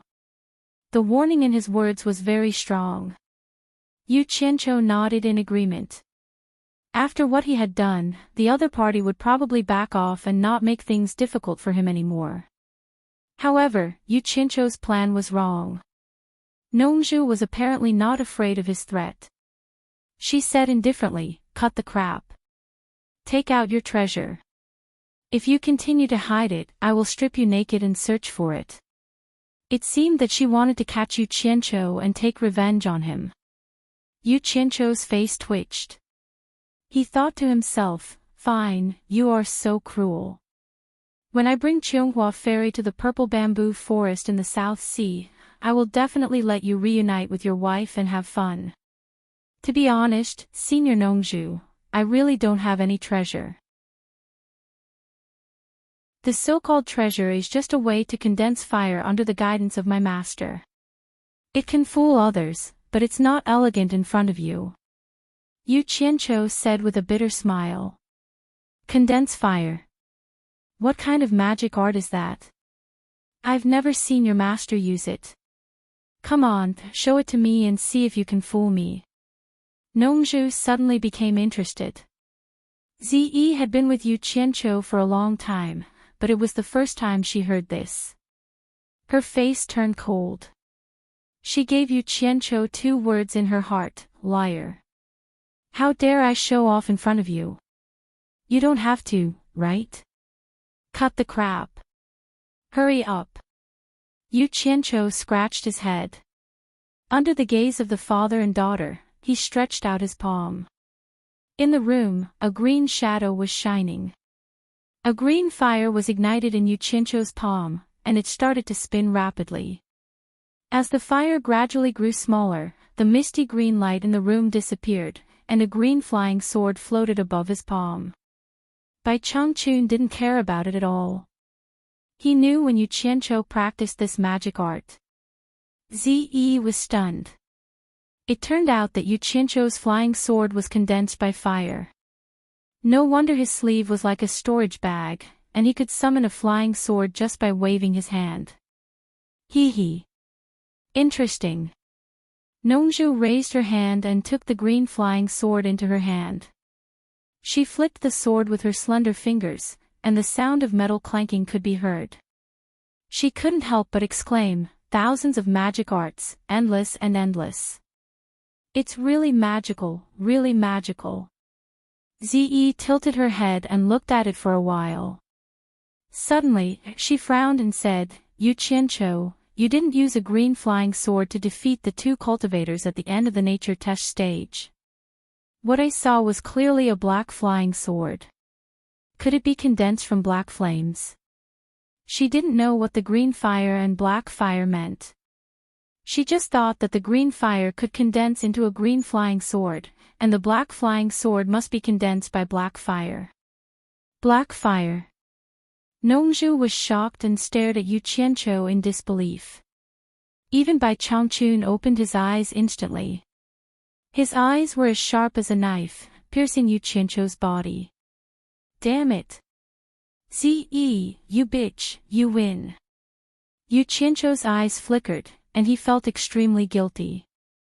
He didn't know what would happen if he hid this from Bai Changchun, so he quickly thought about how to deal with it. You can hide the black fire in your body. Bai Changchun asked word by word. Nongzhu looked at him in surprise and asked, Old Bai, don't you know? According to his deduction, if Yu Qianqiu could subdue the black fire as his disciple, then Bai Changchun, as his master, could naturally do it too. If so, didn't Bai Changchun have the ability to cross the sea of netherworld fire and open the gate to the underworld with his flesh and blood? But it seemed that even he didn't know about his disciple. Ze looked at the two masters' faces. She didn't expect that her words could make them react so strongly. After thinking for a while, she was also surprised. She remembered that her master had told her about the three true fire. If Yu Qianqiu really had the black fire, wouldn't it be the legendary black fire that ranked second in the three true fire? Thinking about it, she was also shocked. It was the legendary netherworld ghost fire that guarded the gate to the underworld. It was the barrier that separated the human world and the underworld. How could Yu Qianqiu have the black fire? Yes, master. Yu Qianqiu stammered, but he had a countermeasure in his heart. He was relieved. Nongzhu knocked on the cyan flying sword in her hand and said in surprise, You mean you can carry the netherworld ghost fire like the cyan fire? I think so. Yu Qianqiu continued to be vague. Yu Qianqiu, don't scare me. What do you mean by I think so? Don't make fun of me and your master. Yes means yes, no means no. Nongzhu asked with her eyes wide open. Bai Changchun also stared at his disciple with a burning gaze and said, Release your black flame and let me see. Since master has said so, this disciple will do as you say. Yu Qianqiu stood up and bowed to the two. Bai Changchun and Nongzhu stood up at the same time and slowly stepped back. They looked serious as if they were facing a formidable enemy. Seeing her daughter still sitting beside Yu Qianqiu, Nongzhu immediately shouted, Ze, come to my back. You can't bear the power of the black fire. Ze frowned and thought, is it so terrible? I have seen it before, and the black fire flying sword is not so powerful. Although she thought about it, she still stood up and hurried to her master's back. Bai Changchun nodded and said, Let's start. Yu Qianqiu bowed again and started to use the fire incantation quietly. The three suddenly found that Yu Qianqiu's eyes suddenly became as dark as ink, and a strange black fire appeared in each of his eyes. Then they heard a light buzz. In the blink of an eye, Yu Qianqiu had been wrapped by a black fire. Although it was strange, it didn't make people feel that it was very powerful. Bai Changchun and Nongzhu looked at each other with some doubts in their eyes. Ze looked at the two elders, and then walked to Yu Qianqiu. She looked at the black fire curiously and asked, Yu Qianqiu, is this the legendary netherworld ghost fire? I don't think it's that good.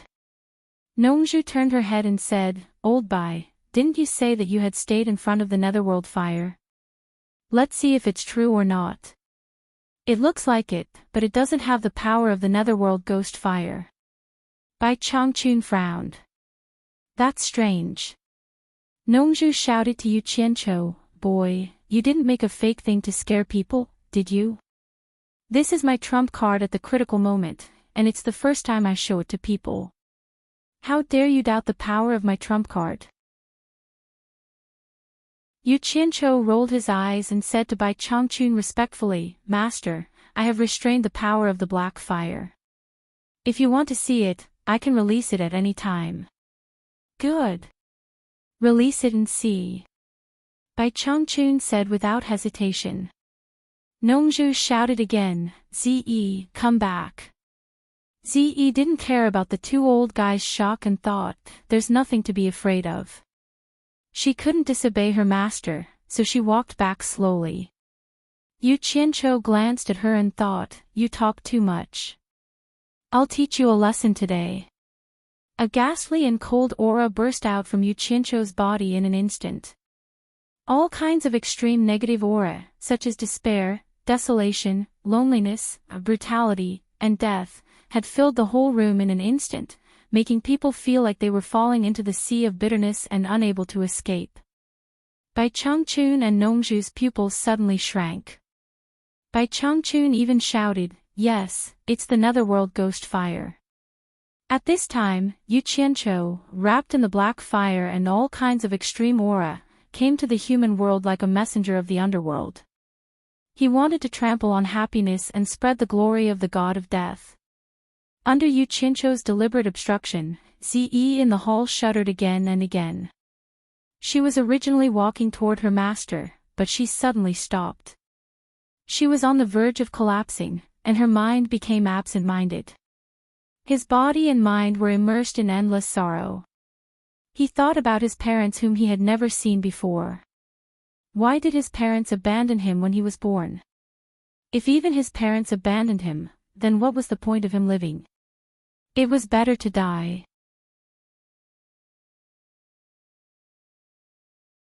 Chapter 439.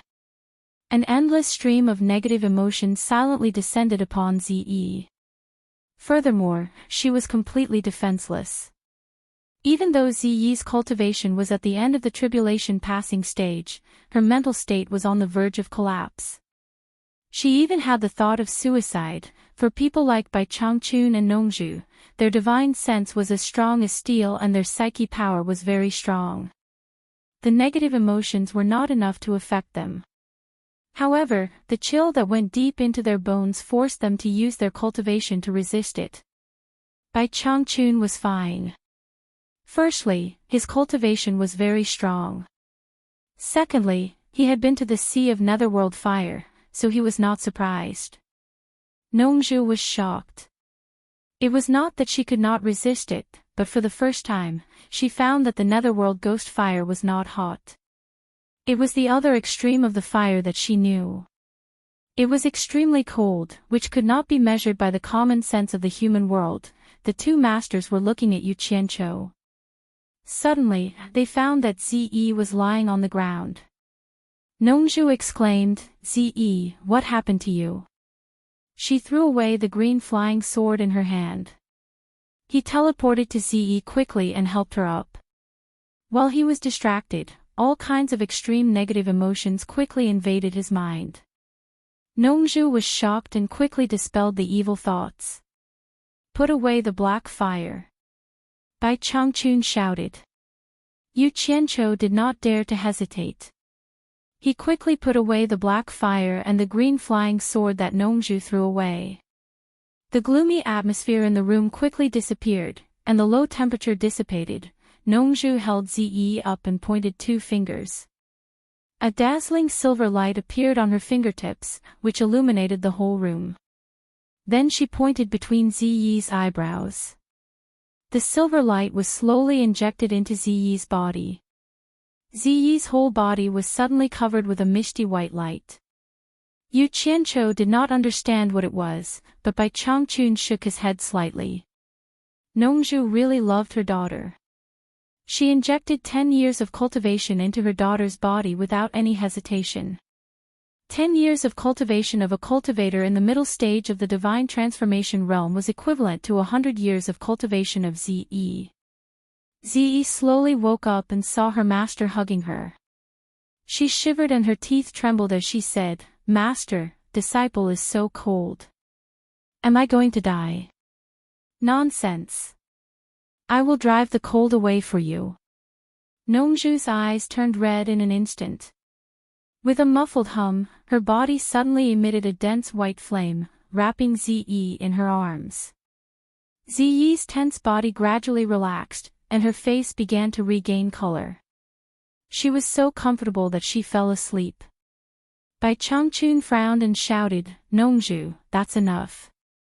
Ze is fine. You don't need to burn your cultivation to drive her away." Yu Qianqiu was wondering if this was the legendary human fire that could be released by someone with high cultivation. After hearing Bai Changchun's words, he was shocked. Nongzhu was actually burning her cultivation. Oh my! She was going to punish him later. Nongzhu turned a deaf ear to him and was still burning her cultivation to give her beloved daughter careful care. Bai Changchun flicked Nongzhu's back with a white light. The human fire on Nongzhu's body at the cost of her cultivation was immediately extinguished. Bai Changchun waved his palm and slapped in the air. A strong momentum rushed out and directly shook Nongzhu to one side. "Old Bai, what are you doing?" Nongzhu immediately got up and shouted. Bai Changchun ignored him. He raised his hand and formed 5 claws. Ze, who was lying on the ground, slowly floated up and moved towards Bai Changchun. Her head touched the 5 claws, and 5 wisps of golden qi entered Ziyi's head from the claws. Immediately, Ziyi let out a moan and opened her eyes. Nongzhu's face lit up and she ran over happily. Bai Changchun waved his palm faintly, and the purple robe spun as he gently stood on the ground. He looked around in confusion and asked, "What happened to me just now? Is she all right?" Nongzhu asked worriedly. Bai Changchun snorted coldly and said, "It's just an external evil invading the body. Just dispel it. Is there a need to make such a fuss?" "Ha! That's good, that's good." Nongzhu laughed and returned to normal in a blink of an eye, as if nothing had happened. However, the way he looked at Yu Qianqiu seemed to be harboring evil intentions. Bai Changchun waved his hand and pushed Nongzhu away. He stared at Yu Qianqiu and asked, "Have you been to the 9th Netherworld cave?" "I went there out of curiosity." Yu Qianqiu answered honestly. He almost made a big mistake just now. He did not expect the black fire to be so powerful. Ze, who was in the last phase of the heavens test, was so weak in front of the black fire. "With your cultivation, can you break into the 9th Netherworld cave?" Bai Changchun frowned. "Is it the 9th Netherworld cave?" "Senior Bai, I can prove that he did go in there. I went with him." Ze recovered and walked over to testify. Yu Qianqiu was stunned. "How come I don't remember going in there with you?" Bai Changchun and Nongzhu looked at each other. Nongzhu said seriously, "Ze, don't talk nonsense. With your cultivation, how can you enter the 9th Netherworld cave?" Ze hurriedly explained, "No, when I left the demon region with Yu Qianqiu last time, we went there. I was outside and did not go in, but I saw him go in with my own eyes. He stayed there for a long time." Yu Qianqiu was happy. He was afraid that Bai Changchun would think that he deliberately did not report it.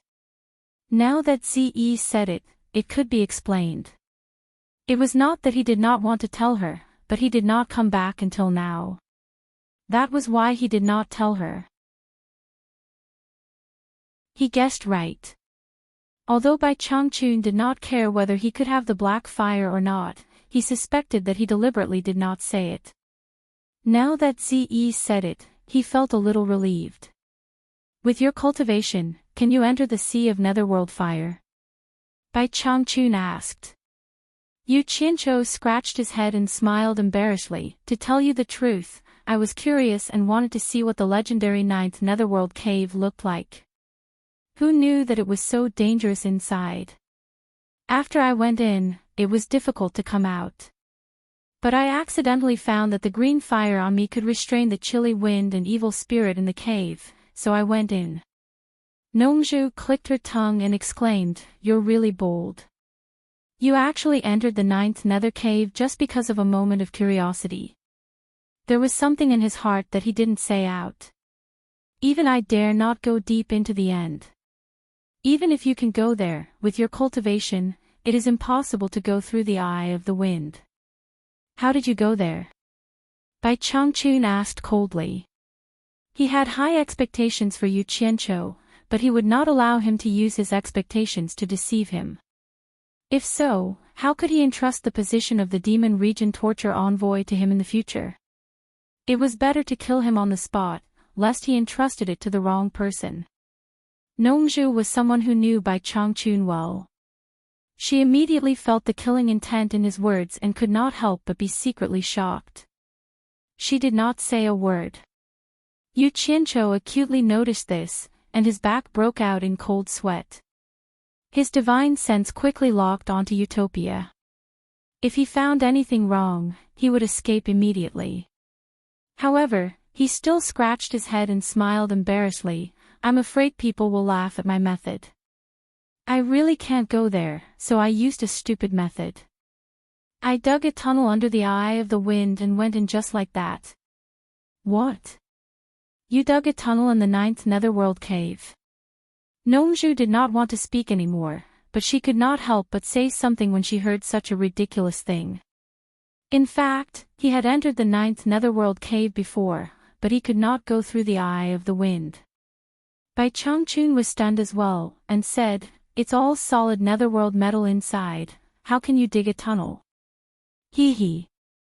Master might not know, but my green fire flying sword is quite sharp. It is not difficult to dig a tunnel in the netherworld metal. However, I did not expect to see masters. Yu Qianqiu chuckled and did not continue. Nongzhu asked curiously, What did you see about your master?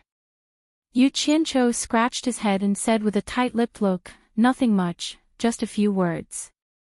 When he said that, Nongzhu was even more curious. She turned her head and said, Old Bai, what words did you leave inside? Bai Changchun could not be bothered with him and continued to ask, Since you have seen the words I left behind, with the profoundness of your fire technique, I believe the netherworld fire sea cannot stop you. Did you see what is behind the netherworld fire sea? Nongzhu's eyes lit up and stared at Yu Qianqiu. Until now, she had never heard of anyone being able to pass through the netherworld fire sea. She had never heard of the situation behind. Could this brat really be the first? I am quite curious. When I got there, I could not help but go and have a look. I did go there, but I did not find anything interesting behind.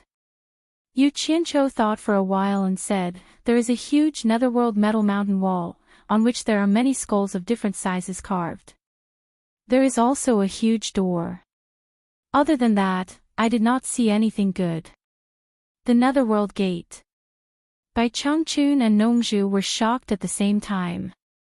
The former slowly closed his eyes and sighed softly. He didn't expect that his disciple would stupidly barge into the place that he failed to enter. Ziyi looked at Yu Qianqiu eagerly and felt annoyed. He had been to such an interesting place, but he had never told me about it. What a liar. Nongzhu rubbed her hands excitedly and said, Yu Qianqiu. Yu Qianqiu, although I do not dare to say that you are the first person in history, you are definitely the only person in the cultivation world who has played in front of the netherworld gate. I, Nongzhu, admire you. Senior Nongzhu, what is so interesting about that place? It is full of ghosts. Yu Qianqiu looked disdainful and deliberately acted cool. You. Nongzhu opened her mouth and was speechless. She realized that she had no common language with this lunatic. She waved her hand and said, Don't interrupt me. Tell me, what does the netherworld gate look like? Nothing much. The gate is very tall and big, and there are many expressions of happiness, anger, sadness, and happiness carved on it. Yu Qianqiu said as he slapped his forehead and said, That's right, there are also 2 Ouroboros, which are quite mighty. I thought that the knocker was some kind of treasure, so I specially cut off the teeth of the Ouroboros and made a knocker to play with. Who knew that it was useless?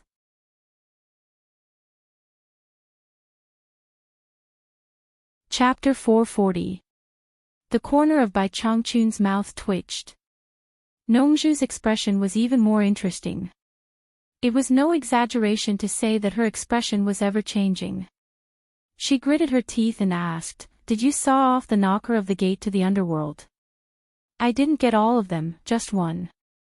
Because the two animal teeth were too solid, it was troublesome." Yu Qianqiu scratched his head. Zi could imagine what the gate to the underworld was for no matter how inexperienced she was. This guy actually dared to. Zi looked at him, dumbfounded. For the first time, the word audacious appeared in her mind. Clap clap.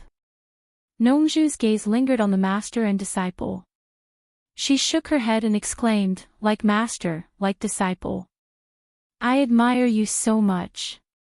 You two are a perfect match." Then, as if she thought of something, she said to Yu Qianqiu, "Where's the thing? Is the knocker with you? Take it out and let me have a look." Yu Qianqiu touched his waist subconsciously. It was empty. Only then did he remember that his storage bag was snatched by Nongzhu. He glanced at the storage bag on the ground and couldn't help but curse Nongzhu's ancestors. He knew that Bai Changchun was already suspicious. Although it was better now, if he didn't take out some evidence to completely dispel his doubts, the consequences would be unpredictable. So, under the gazes of the others, Yu Qianqiu reached into his clothes and searched for a while. He weakly took out another storage bag and smiled awkwardly at them. Bai Changchun, Nongzhu, and Zi were stunned at the same time. They looked at the storage bag on the ground with different expressions. They couldn't tell what it smelled like. "Old Bai, you have a good disciple," Nongzhu said to Bai Changchun as if she was praising him. Bai Changchun's eyebrows twitched. He was really speechless.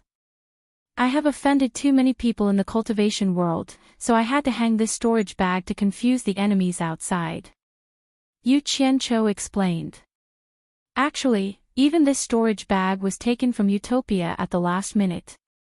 As he spoke, he reached into the storage bag and took out a pair of black tusks as long as chopsticks and as thick as a banana. He handed them to Nongzhu. When this pair of things was taken out, the temperature in the room suddenly dropped a lot. A faintly discernible gloomy aura gradually filled the room. The pupils of the other three slightly shrank. Yu Qianqiu also felt it himself. He was somewhat surprised. He didn't feel anything unusual in front of the gate of the underworld. How could it be like this now? He himself had forgotten one thing. The eerie aura in front of the underworld gate was already very dense. The aura emitted by the two fangs was really insignificant. How could he have sensed it at that time? Now that they were in the mortal world, it would be strange if something from the netherworld appeared here. Nongzhu held the two black sticks in her hands and felt that they were cold to the bone. They were indeed extraordinary. She knocked them against each other and the sound of dang-dang was dull but heart-wrenching. Every time it rang, people would feel frightened. Is this the tooth of the heaven-devouring beast on the gate to the netherworld? Nongzhu asked. Seeing that Yu Qianqiu nodded in agreement, he turned it over and over again for a long time, but he could not tell what it was made of. Shaking his head, he passed it to Bai Changchun and said, "Old Bai, take a look at what this is. I have never seen it before." Bai Changchun took it and looked at it for a long time, but he was also silent. Obviously, he couldn't tell it apart. "Where is the ring?" Nongzhu frowned and said, "I want to see the ring." "Why did you give me two animal teeth? F***ck. Wouldn't it be more believable if he had teeth and rings?" Yu Qianqiu reached into the storage bag again, but his vision blurred and the storage bag in his hand disappeared. Looking up, Nongzhu seemed to be crazily playing with the storage bag. Yu Qianqiu had a bad feeling about this. Sure enough, Nongzhu suddenly raised his head with his eyes wide open. Weighing the storage bag in his hand, he shouted without caring about his handsome image, "Yu Qianqiu, don't tell me that this is another thing you use to confuse the enemy. Paw. The storage bag was thrown aside. Bai Changchun and Zi were stunned at the same time. They rarely saw Nongzhu lose his composure like this. Don't, I am more than 1,000 years old, I can't bear it. Yu Qianqiu didn't say anything. He reached into his robe and took out another storage pouch. He smiled awkwardly and said, I have too many storage pouches for self-defense. I took the wrong one. He quickly took out a large black ring from the storage pouch. The temperature in the hall dropped again, and the gloomy atmosphere became stronger. It seemed that the inside and outside of the hall were two different worlds. Yu Qianqiu respectfully handed the ring to Bai Changchun. Bai Changchun took it and returned the two animal teeth to him. Holding the big ring, he squinted his eyes and looked at it carefully. When Yu Qianqiu was about to put the two animal teeth away, the storage bag in his hand disappeared again. He saw Nongzhu holding the storage bag and sneered, Is it empty again? Then he injected his divine sense into it to check. Yu Qianqiu was speechless. He stared at Nongzhu's handsome face, which was gradually changing shape. Paw! The storage bag was thrown away again. Nongzhu slowly walked towards him with a twitching face and said, I'll strip you naked and see how many storage bags you have. Zi looked at her master in surprise. She didn't expect her master to be so shameless. Not only did he rob Nongzhu several times, but he also wanted to strip Nongzhu naked. Master, help me.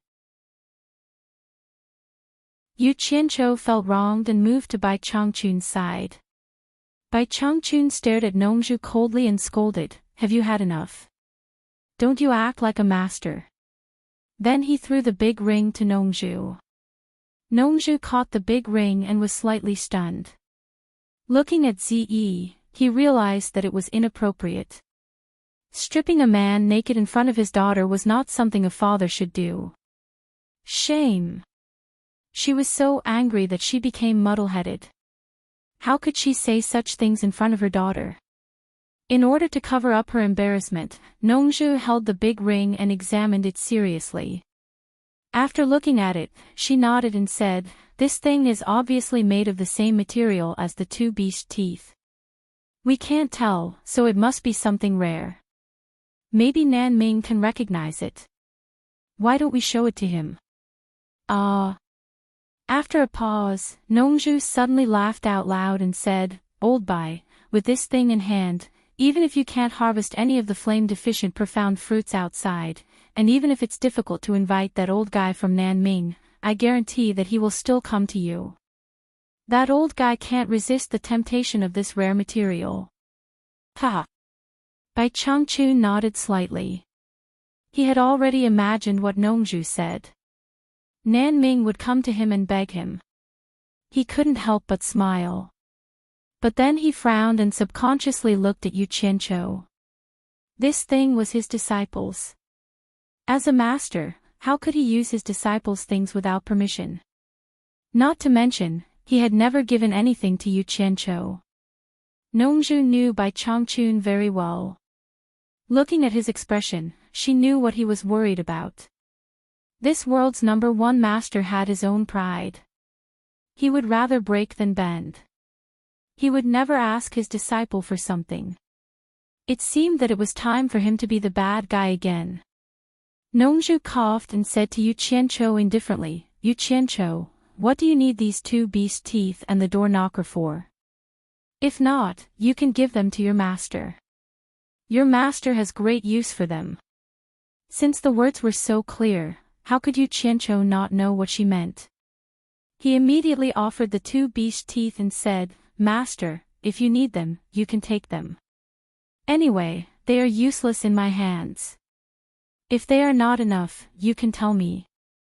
At worst, I will tear down the gate of the underworld.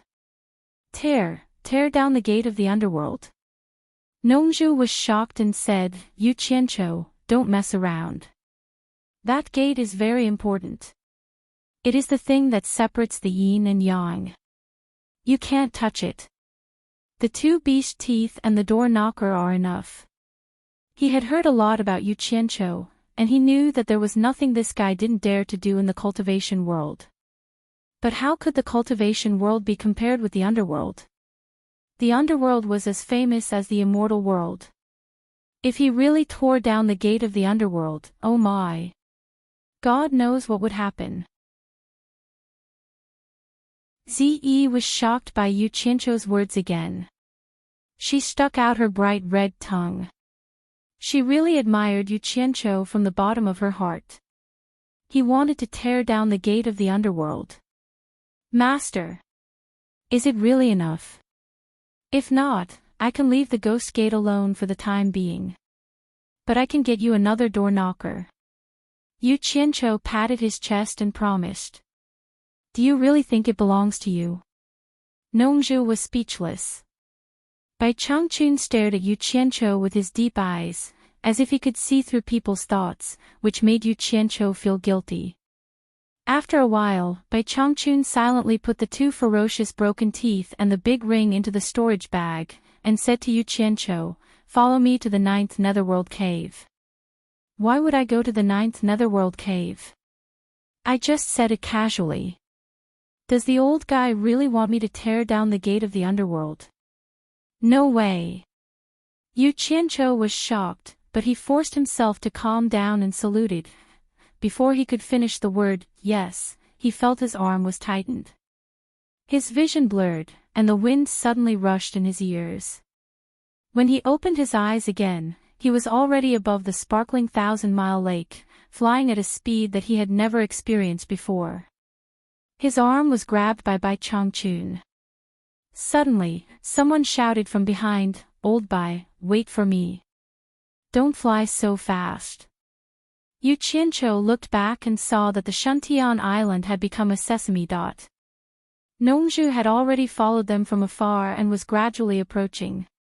Ze, who was on the Shuntian island, saw that the 3 people in front of her had suddenly disappeared. She was stunned for a moment, but then she thought of the conversation between them and immediately understood what was going on.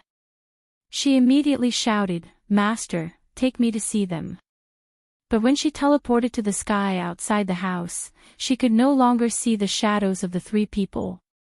She circled around in the sky for a few times and then came back in a huff.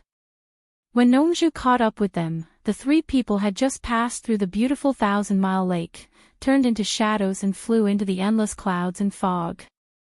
Yu Qianqiu looked around him, and he was so shocked that he was speechless. The #1 expert in the world was indeed extraordinary. How long had it been? In less than an hour, they had already left the 1,000-mile lake.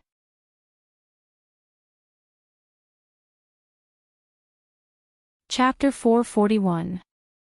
Nongzhu was also shocked. Although she knew that Bai Changchun's cultivation was strong, it was hard for her to catch up with him while flying.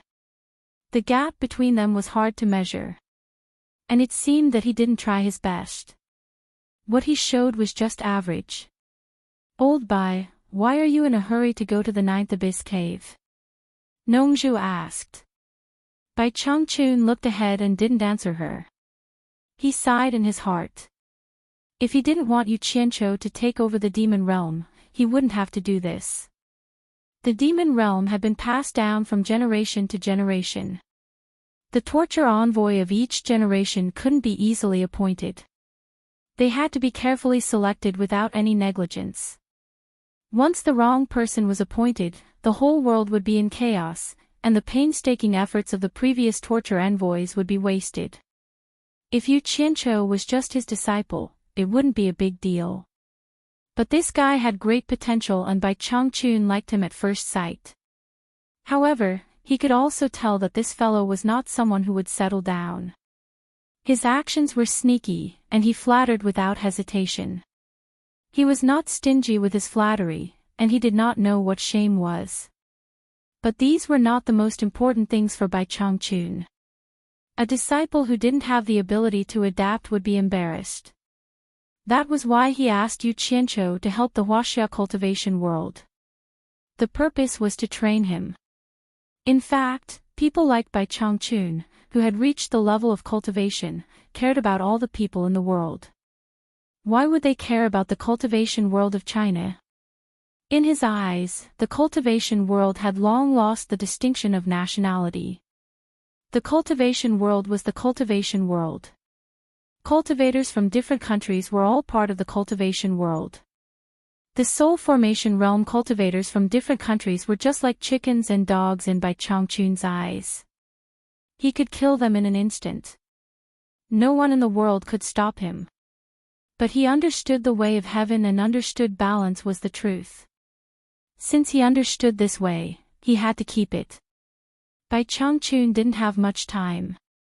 Since he chose Yu Qianqiu to take over as the torture envoy of the demon realm, he had to make the best use of time to train this guy. The soul formation experts of each country could be used as a whetstone to sharpen the blunt knife that was Yu Qianqiu. Once the blunt knife revealed its cold edge and became invincible when it wielded the knife to sweep the world, it would be time to hide its edge in the demon ghost region. In this way, the demon realm would still be a forbidden area in the world. No one dared to violate it, because one of them could intimidate the world. As long as the torture envoy was there, the demon realm would not be chaotic. The cultivation world would not be in chaos if the demon ghost territory was not in chaos, and the world would not be in chaos if the cultivation world was not in chaos. This was the responsibility of the torture envoy of the demon ghost territory. However, no matter how high Bai Changchun's cultivation was, the human heart was fickle, and he couldn't see through it. If his disciple even lied his master, how could he entrust him with such an important task? The Changchun's heart. For example, Bai Changchun himself. Few people in the cultivation world who knew him would say that he was a good person. His high cultivation, unreasonable, and indiscriminate killing of innocent people were his trademark. Therefore, he would not use the standards of a good person to judge Yu Qianqiu. However, he valued the quality of his character. Therefore, no matter how perfect Yu Qianqiu's story was, Bai Changchun still had to go to the 9th nether cave to see for himself. If it was not true, Nongzhu would have to prepare to take over the demon realm. The lingering sound of the 3 people flying in the sky made the people in the demon realm tremble and hide quietly. Coming from the direction of the 1,000-mile lake, who else could have such a cultivation except for the emotionless torturing envoy? The place where the 3 people flew over was so quiet that no sound could be heard. Yu Qianqiu already knew what Bai Changchun was going to do. Fortunately, he was very honest and told everything. There was nothing to be afraid of. After half a day, the 3 people arrived at the sky above the territory of Yu Ji. Outside the Ghost King Hall, the area within a radius of several dozen miles was covered by a huge formation. Dark clouds billowed, and looking down from above, it was even more eerie and frightening than the surrounding areas, making it impossible to see what was below. Bai Changchun didn't slow down at all when the 3 people arrived. He raised his hand and waved, pointing at the dense clouds and fog below. An incomparably powerful momentum instantly changed the color of the wind and clouds between heaven and earth. 100-meter-long cone-shaped light burst forth from the 2 fingers, illuminating the dark surroundings with a dense white light. It was as if dozens of thunderbolts had appeared at the same time. Boom! An earth-shattering sound rang out, followed by explosions of various sizes within a radius of several dozen kilometers. Yu Qianqiu was dumbstruck. He could be considered to have experienced what it meant to be the #1 expert in the world. The power of a single finger was enough to destroy the great formation that enveloped this place. The explosions in the surroundings were clearly the foundation of the formation that could not withstand such a great pressure and collapsed one after another. The rolling dark clouds were shaken by the power of one finger, swaying to the surrounding sky, revealing the terrain below. Before Yu Qianqiu could react, he had been brought down by Bai Changchun. The 3 of them just happened to be standing on the cliff opposite the 9 netherworld cavern. Ghostly wails and wolf howls rang out incessantly. Yu Qianqiu looked around and saw ghostly figures everywhere. They looked panic-stricken. They were probably frightened by the commotion caused by Bai Changchun. Nongzhu glanced at Bai Changchun and shook her head with a wry smile. Bai Changchun did not show any mercy when he fought in his own territory. He just raised his hand and completely destroyed the defensive formation. It would take a lot of effort to set it up again. Humph. Bai Changchun snorted coldly. His voice was not loud but sonorous. It spread far and wide like a substance, immediately calming all kinds of restlessness, as if nothing had happened. Yu Qianqiu secretly clicked his tongue. What was majestic? This was majestic. At this moment, Yu Ji had already arrived with a group of ghost generals. With just a glance, she confirmed everyone's guess. All of them rushed into the valley with pale faces and knelt down to pay their respects, singing in unison, "Greetings, Lord Torture Envoy." After that, they knelt down with their heads down, feeling very nervous. They didn't know why this great master came today and whether it was a good or bad thing. Yu Qianqiu looked at the crowd kneeling down below and turned to look at Bai Changchun. He saw that Bai Changchun was staring at the cave of the ninth nether expressionlessly, not even bothering to look at the ghost king below. So he coughed and made the decision without authorization, shouting, "Yu Ji, it's none of your business here. Go away. Don't disturb me without my permission." Yes. Yu Ji didn't dare to hesitate and quickly called the Ghost King to leave.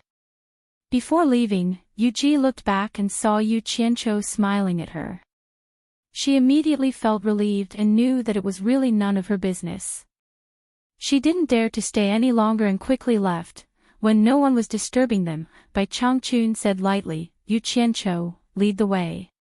He wanted to see if this disciple could really come and go freely in the cave of the ninth nether. Yes. Yu Qianqiu bowed respectfully. Then he quickly jumped down the cliff. In mid-air, a black flying sword flashed out of his sleeve and held him up.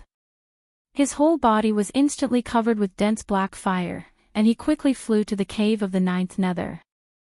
A layer of transparent protective upstanding chi surged out of Bai Changchun and Nongzhu's bodies. They kept a distance of 1 or 2 meters from Yu Qianqiu, not giving up. As soon as they entered the cave, it was like entering another world. The chilly wind wrapped with evil spirits was blowing continuously. Yu Qianqiu looked back.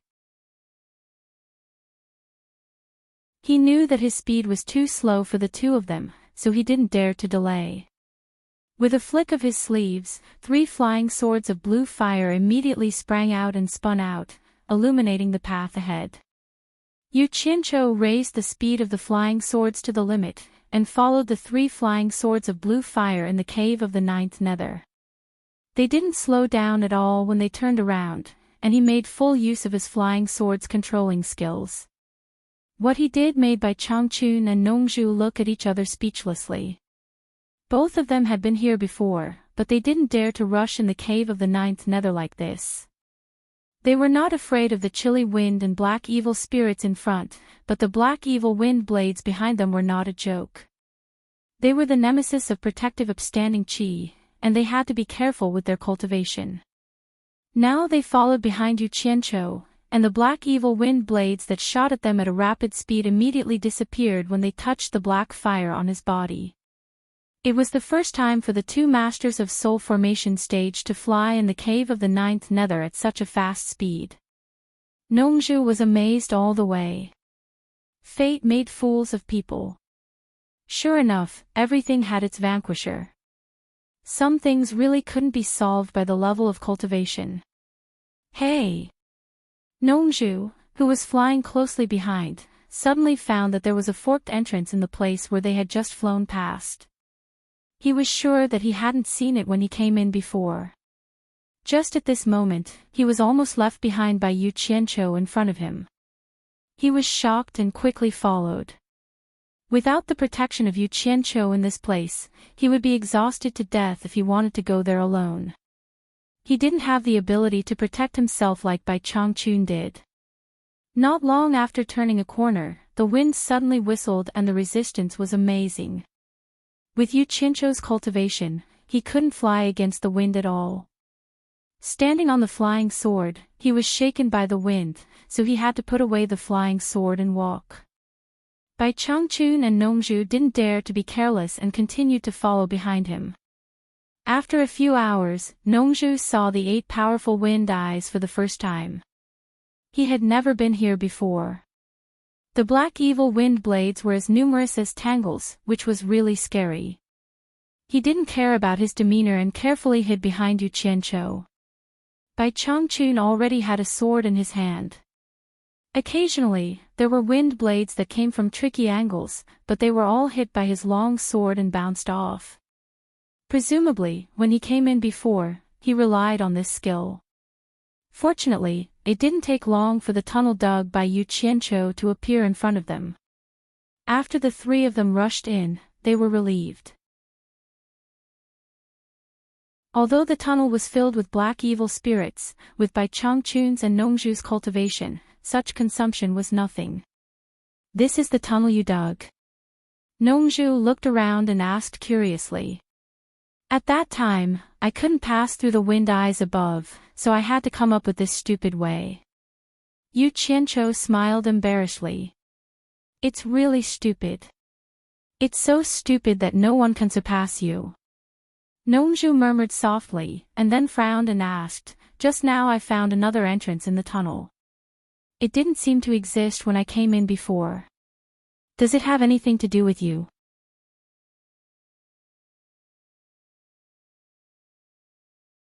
Chapter 442. Bai Changchun also looked over. Apparently, he had also found the hole. Yu Qianzhou didn't say a word as he stretched out his hand to lift the hem of his robe and took out another storage pouch from behind him. He had no choice. The bag that he hung outside was thrown away by Nongzhu. He had already taken 2 storage bags from his chest.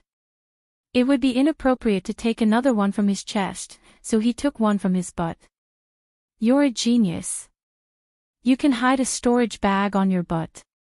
Nongzhu rolled her eyes and couldn't help but mock him. Yu Qianzhou pretended not to hear anything.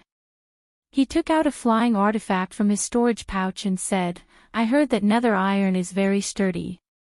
When I went out last time, I dug up a lot of it and asked the Jing clan of the 4 major clans to forge it into a flying artifact. That hole was left when I was digging for the nether iron." He could only say this. Otherwise, his secret of coming and going without a trace would be exposed. The 2 of them looked at the flying instrument and found that it was indeed made of nether iron. Nongzhu didn't know whether to laugh or cry, using nether iron to build a flying instrument. "You've done a lot of harm to the 9th netherworld cave." Bai Changchun's doubts were solved. He didn't stop and quickly flashed to the other end of the tunnel. Nongzhu shook her head speechlessly and chased after him. When Yu Qianzhou arrived at the end of the tunnel, he found that the 2 of them were standing in front of the glowing red hole, silently watching the majestic sea of fire of the netherworld. No one knew what they were thinking. It seemed that the 2 of them could resist the side effects of the sea of fire of the netherworld with their cultivation. After a long time, facing the sea of fire of the netherworld, Nongzhu asked without turning her head, "Yu Qianzhou, how far do we need to go through the sea of fire of the netherworld to reach the gate of the underworld?" Yu Qianzhou walked behind the 2 of them and said respectfully, "Not far, about 1,000 meters. Although it's not far, it's an insurmountable moat for mortals." Bai Changchun sighed. He had tried to cross the moat before but failed. He couldn't help feeling a little emotional. "If Master wants to go there, I may be able to help you," Yu Qianzhou said. Bai Changchun did not say anything. Nongzhu turned her head and glanced at him. She knew that he was proud and arrogant. His cultivation was the best in the world. Even if he wanted to go there, he would not let his apprentice help him. If he wanted to go there, he would force his way through with his own strength. In fact, Nongzhu wanted to go there and have a look, but she was a little afraid of the legendary forbidden area. What's more, he was used to being free and unfettered. He was too lazy to touch anything that was too risky. After thinking about it, he restrained his curiosity. It wouldn't be fun if he didn't return. He sighed and asked, Yu Qianqiu, is there nothing else in front of the Netherworld gate? Yu Qianqiu thought for a moment and said, basically, it's nothing much. There's a large stone tablet with some words written on it that forbid trespassing. Furthermore, there is some grass growing on the ground. It is the legendary resurrection grass. Since he was already here, he might as well say everything he could to prevent any new problems from arising. Reviving grass. Bai Changchun and Nongzhu exclaimed at the same time. The two turned around abruptly and stared at him with their eyes bursting with extraordinary splendor. Hearing that there really was a precious spirit grass that could prolong one's life, they couldn't help but exclaim no matter how high their cultivation was. Especially for a master like Bai Changchun who was about to die, it was impossible that it wasn't tempting. As a result, Yu Qianqiu was startled. He said in astonishment, Is there any problem? No problem, no problem. Nongzhu rubbed her hands and laughed, well. Yu Qianqiu, I haven't seen that thing before. Please go and get some for me and let me see what it looks like. Yu Qianqiu lowered his head and pondered for a long time. He didn't answer for a long time, but he was thinking that things had to be a little complicated. If things went too smoothly, it would be suspicious. As a result, Nongzhu was a little anxious. Bai Changchun asked, is there any inconvenience? Well. Yu Qianqiu shook his head slightly and then nodded, Master, I'm afraid it's a little troublesome. You can come and go freely here. What kind of trouble can there be? Nongzhu took a few steps closer and said suspiciously, is there any guardian spirit beast around the resurrection grass? Or is it dangerous to pick it? Senior Nongzhu, you misunderstood me. I didn't mean that. Yu Qianqiu frowned and said, I've destroyed a lot of the resurrection grass in that place. Now there are not many left. If you pick it without any preparation, it will only be a waste.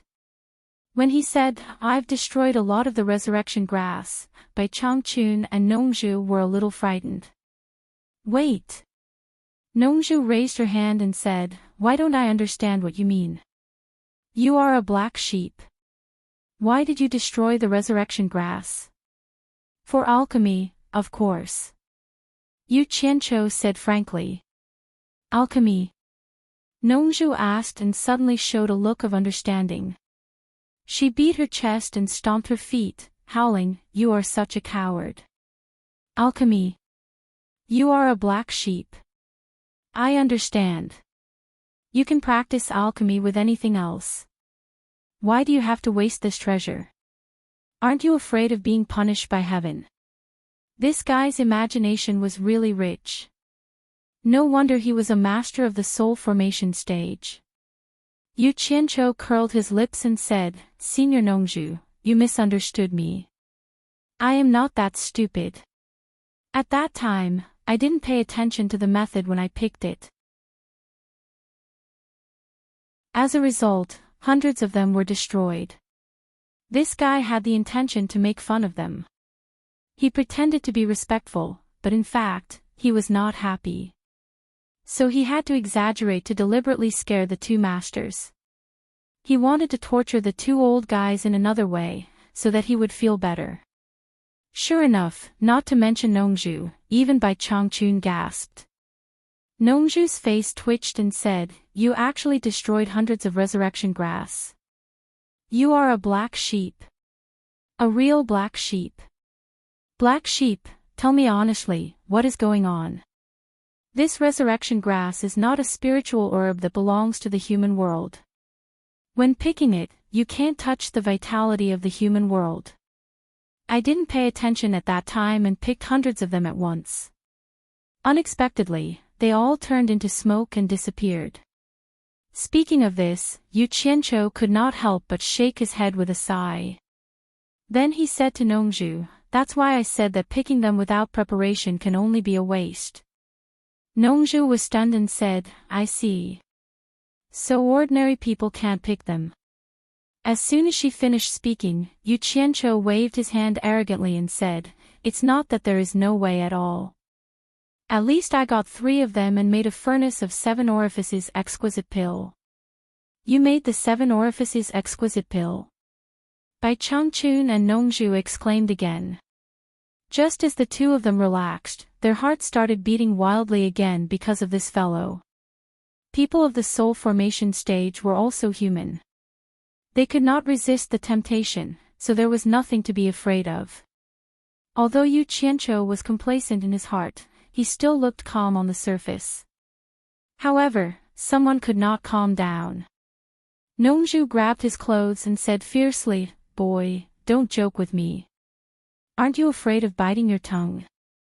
How can a young man like you make the 7 orifices exquisite pill? Senior Nongju, I advise you to let go. I'm not afraid of you if we fight here. Yu Qianqiu said arrogantly. His words stunned Bai Changchun and Nongju at the same time. Nongju was not angry but laughed and said, Wow. You are really powerful. I'd like to see it. With a buzzed sound, a black flame suddenly burst out from Yu Qianqiu's body without warning. Black fire. Nongju screamed and quickly let go. In the blink of an eye, she was a few meters away. Then she shouted, Yu Qianqiu, how dare you fight with me? If I don't teach you a lesson today. Before she finished her words, she could not say it. Not only did Yu Qianqiu retract the black fire, but he also took out a strange red pill from the storage bag in his hand. The soft red light rippled with a blood-like luster.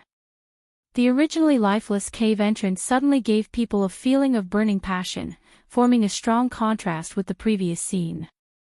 Anyone could see the majestic energy contained in the pill. Although the color was strange, it was not comparable to ordinary pills. Nongju's anger instantly subsided as if nothing had happened just now. He stared with his eyes wide open and said tongue-tied, Yu Qianqiu, could this be the 7 orifices exquisite pill that you mentioned? He could not help but be surprised. If it was really the 7 orifices exquisite pill, it would be amazing. If it was taken by a mortal, it could increase his life by 50 years. If it was taken by a cultivator, it was even better. It was said that it could increase his life by 150 years. Yu Qianqiu rolled his eyes as if he knew who Bai Changchun was. Ignoring him, he piously held the blood-red pill in his hand and walked up to Bai Changchun. With a solemn expression, he said, Master, when I was wandering outside, I once snatched a jade archive from a wandering cultivator. Who would have thought that it was a pill recipe jade archive left by the alchemy sect thousands of years ago? From there, I learned many alchemy techniques. Bai Changchun was moved. Nongju was even more surprised, the Dan sect's jade archive of the Dan sect. Let me see it. Back then, the alchemy sect had relied on their alchemy skills to stand tall in the cultivation world. However, it was precisely because there were too many people who coveted their pill recipes that the alchemy sect was exterminated. Unfortunately, although the Dan sect was destroyed, its top secret formula was not obtained by outsiders.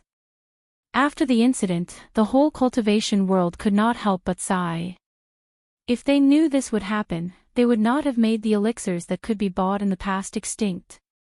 Although Bai Changchun and Nongju had lived for many years, they had only heard about the past of the Dan sect. Yu Qianqiu ignored him and continued, later on, this disciple was lucky enough to be accepted by Master as a disciple. In the Fey Ghost domain, all the monster kings and ghost kings presented gifts to this disciple. There was even a monster king who didn't recognize the treasure and presented the rare spirit herb Adumbra flower. Hearing this, Bai Changchun and Nongju looked at each other. Nongju's expression seemed to be asking, you didn't know there was such a treasure in your territory. I learned that you were near the end of your life. I knew the formula of the 7 orifices elixir and obtained one of its main ingredients, the Adumbra flower. In addition, I heard that there was the resurrection grass in the 9th netherworld cave. Therefore, I wanted to refine the life-prolonging elixir. I ordered the Monster Kings and the Ghost King in the Demon region to collect all kinds of spiritual herbs. As a result, most of the spiritual herbs were collected, but the resurrection grass was missing. In the end, I was curious and broke into the 9th netherworld cave to find the resurrection grass.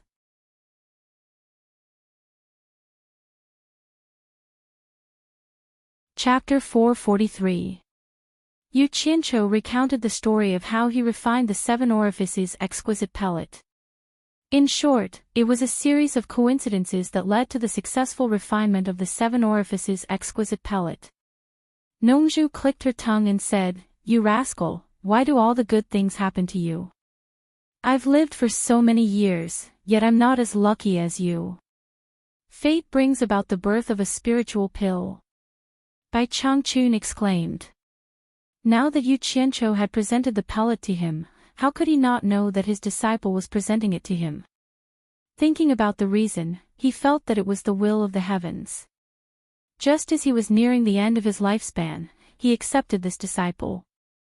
Moreover, this disciple only had the opportunity to refine such a spiritual pill because he was his disciple. Everything was predestined. The heavens clearly wanted him to live for another 100 years. Bai Changchun and Nongzhu already believed in Yu Qianqiu's words without a doubt.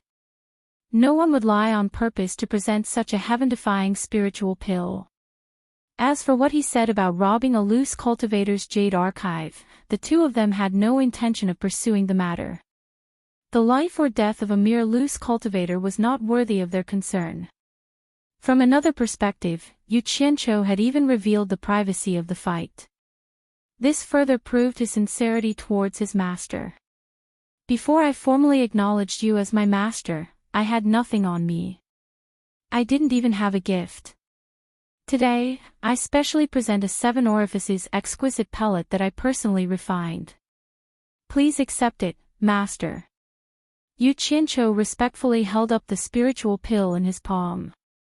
This fellow seemed to like to pick the right time to present gifts. Now, he was not even letting Bai Changchun go.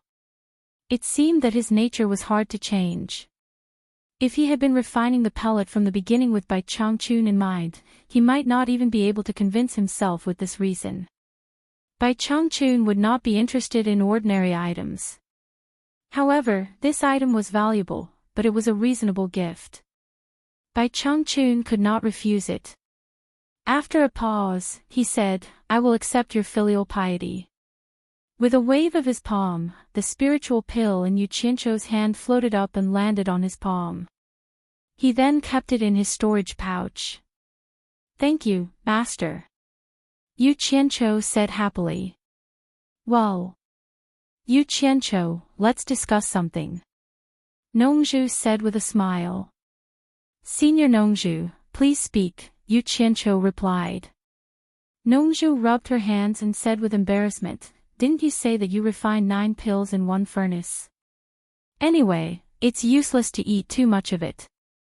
Why don't you give me one as a greeting gift?" "No." Yu Qianqiu straightforwardly refused. Nongzhu was stunned, and then her face darkened. "Old Bai, your disciple is really stingy."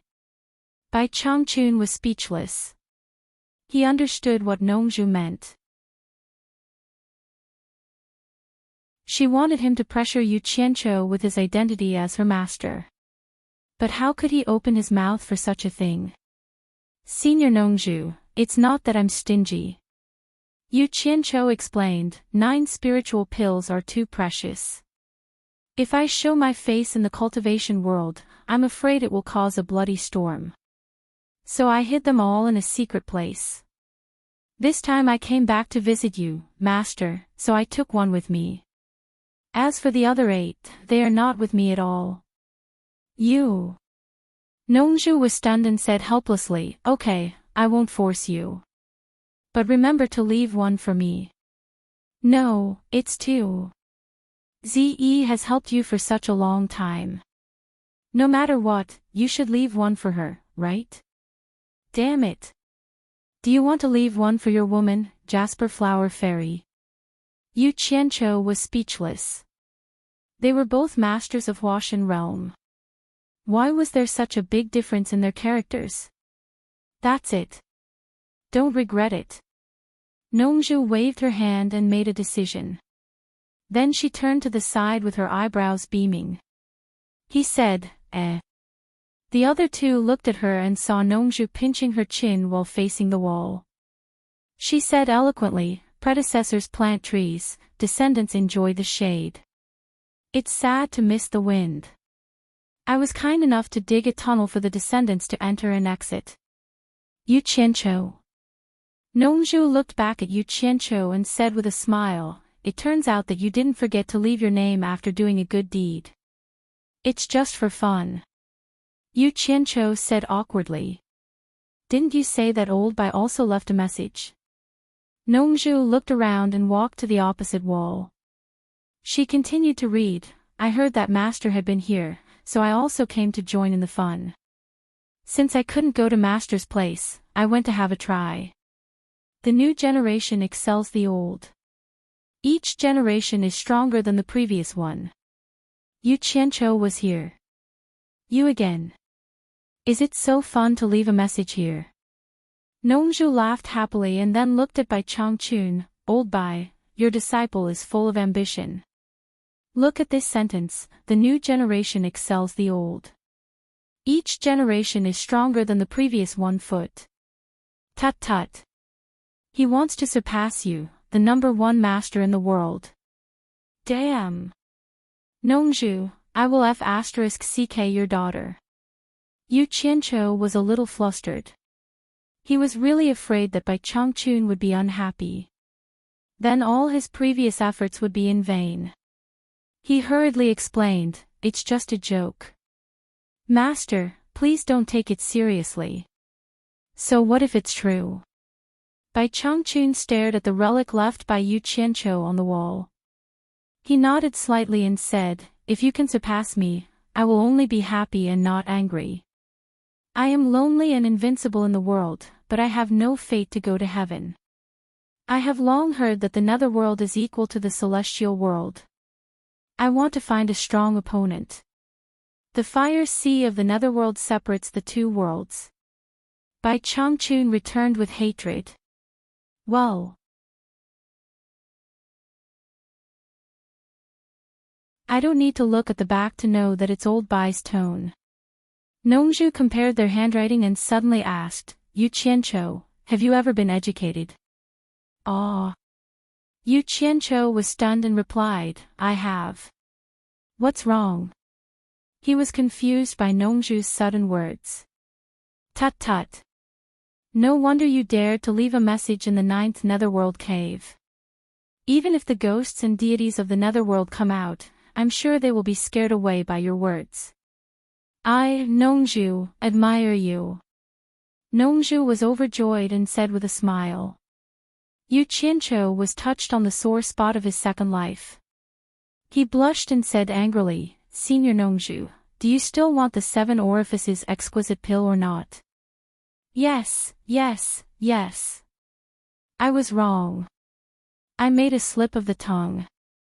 Nongzhu apologized, but the smile on her face became more and more arrogant. Bai Changchun couldn't help but chuckle when he heard their conversation. It could be seen that Yu Qianqiu had really integrated into this small circle. Yu Qianqiu's face was gloomy and he didn't say anything. Nongzhu stopped laughing and a cold light flashed out of the storage bag. He held a sword with one hand and shouted with great flourish on the wall of the netherworld iron cave, Nongzhu of the South Sea has been here. The sword, which was infused with strong cultivation, danced in the air and 8 elegant and refined characters appeared on the wall of the netherworld iron cave. Nongzhu put away the sword and even nodded with satisfaction. Yu Qianqiu looked at it and had to admit that Nongzhu's handwriting was as handsome as his. However, Yu Qianqiu's face became increasingly gloomy. Of the 3 of them, his handwriting was the ugliest. It was simply shameful to display it here. He wanted nothing more than to smooth out his handwriting right now. Bai Changchun smiled and said, "Well, we can't stay here for long. Let's go back." After saying that, protective upstanding qi gushed out of his body and flashed away. Nongzhu winked at Yu Qianqiu and laughed out loud. Then, she left as well. As soon as the three of them left the Netherworld cave, Bai Changchun grabbed Yu Qianqiu's arm again and flew to Shantian Island. As they flew away, Yu Ji, who was standing restlessly in the hall of the Ghost King, murmured to herself, "Have they left?" At this time, the bearded ghost general Zhang Ling came in and cupped his hands. "Madam, the punishment envoy and Mr. Yu have returned." The ghost generals in the hall were relieved when they heard the news. The change of weather in the sky was too horrible. In particular, that frightening ray of light had instantly destroyed the defensive formation of this place. In the hands of such an expert, such a large formation did not even have the slightest bit of defensive ability. How could people not be terrified? The punishment envoy's means were earth-shattering once he showed them. Who is the other person beside the punishment envoy and Mr. Yu? Do any of you know him? Yu Ji looked around and asked. The ghost generals in the hall racked their brains but could not think of anyone. They all shook their heads. The bearded ghost general Zhang Ling said in a low voice, "Madam, judging from the situation when they left, Mr. Yu's flying speed was a little slow, so he was taken away by the punishment envoy himself. The other person could catch up with the punishment envoy, so he should be a master of the Huashan realm." Another Huashan realm. The hall was full of discussion. Yu Ji revealed a bitter smile. The little disciple from back then was now surrounded by such powerful people. It was truly hard to predict what would happen in the world. Fortunately, she had taken a gamble back then. Thinking of this, Yu Ji shook her head slightly and sighed to the crowd, "We shouldn't talk about the punishment envoy. General Zhang Ling, give the order to rearrange the protective formation." The ghost generals obeyed the order. As soon as the three of them returned to Shantian Island, Zi, who was chatting with Lady Mu, immediately followed them. Only Lady Mu stood far away and dared not to approach without being called. They walked into the big house. Bai Changchun stood silently for a while with his back to the crowd. Then he suddenly turned around and said, "I want to take the panacea. Nongzhu, protect me. You two can leave." Nongzhu nodded seriously and said, "Zi, you and Yu Qianqiu are not allowed to come close without permission. Let Senior Bai be at ease and let the elixir work to its best state. You all can leave now." She took the lead and walked out of the room. When Yu Qianqiu and Zi bowed and left, they found that Nongzhu had already reached the roof and was sitting on it with her legs crossed, motionless. Seeing such a serious situation, the two secretly clicked their tongues and hurriedly walked away. When they came to the lake, Yu Qianqiu found a flat place to lie down peacefully. He crossed his legs and swung them. He was secretly proud of himself. Zi, who followed him, was full of curiosity. She sat beside him and looked around. Then she bent down and whispered in his ear, "Yu Qianqiu, what panacea does Senior Bai want to take? Tell me about it." "I can't tell you. If you want to know, ask your master." Yu Qianqiu tilted his head to one side. Ziyi's pretty face turned cold. She shouted in a low voice, "Are you going to tell me or not?" "No." Yu Qianqiu shook his head unwillingly. Unexpectedly, his neck was tightened. Ziyi turned over and sat on him. She strangled his neck and threatened, "Are you sure you won't tell me?" Such an ambiguous position, coupled with the soft buttocks on his lower abdomen, made Yu Qianqiu dumbfounded. What else could he say? Nongzhu, who was guarding on the roof, had already spread her divine sense around. Within the scope of her divine sense, even the slightest movement could not be hidden from her, not to mention such a big movement. Nongju opened her eyes and mouth wide. She was so shocked that she almost fell down from the roof. You're tuning into the LoveLore Library YouTube channel. We're so grateful for your support, and don't forget to subscribe to join us on this incredible journey through captivating stories. Your generosity through donations truly makes a world of difference, as it's the primary source of revenue that allows me to expand and enhance this channel for you. Thank you from the bottom of my heart for being a part of this adventure.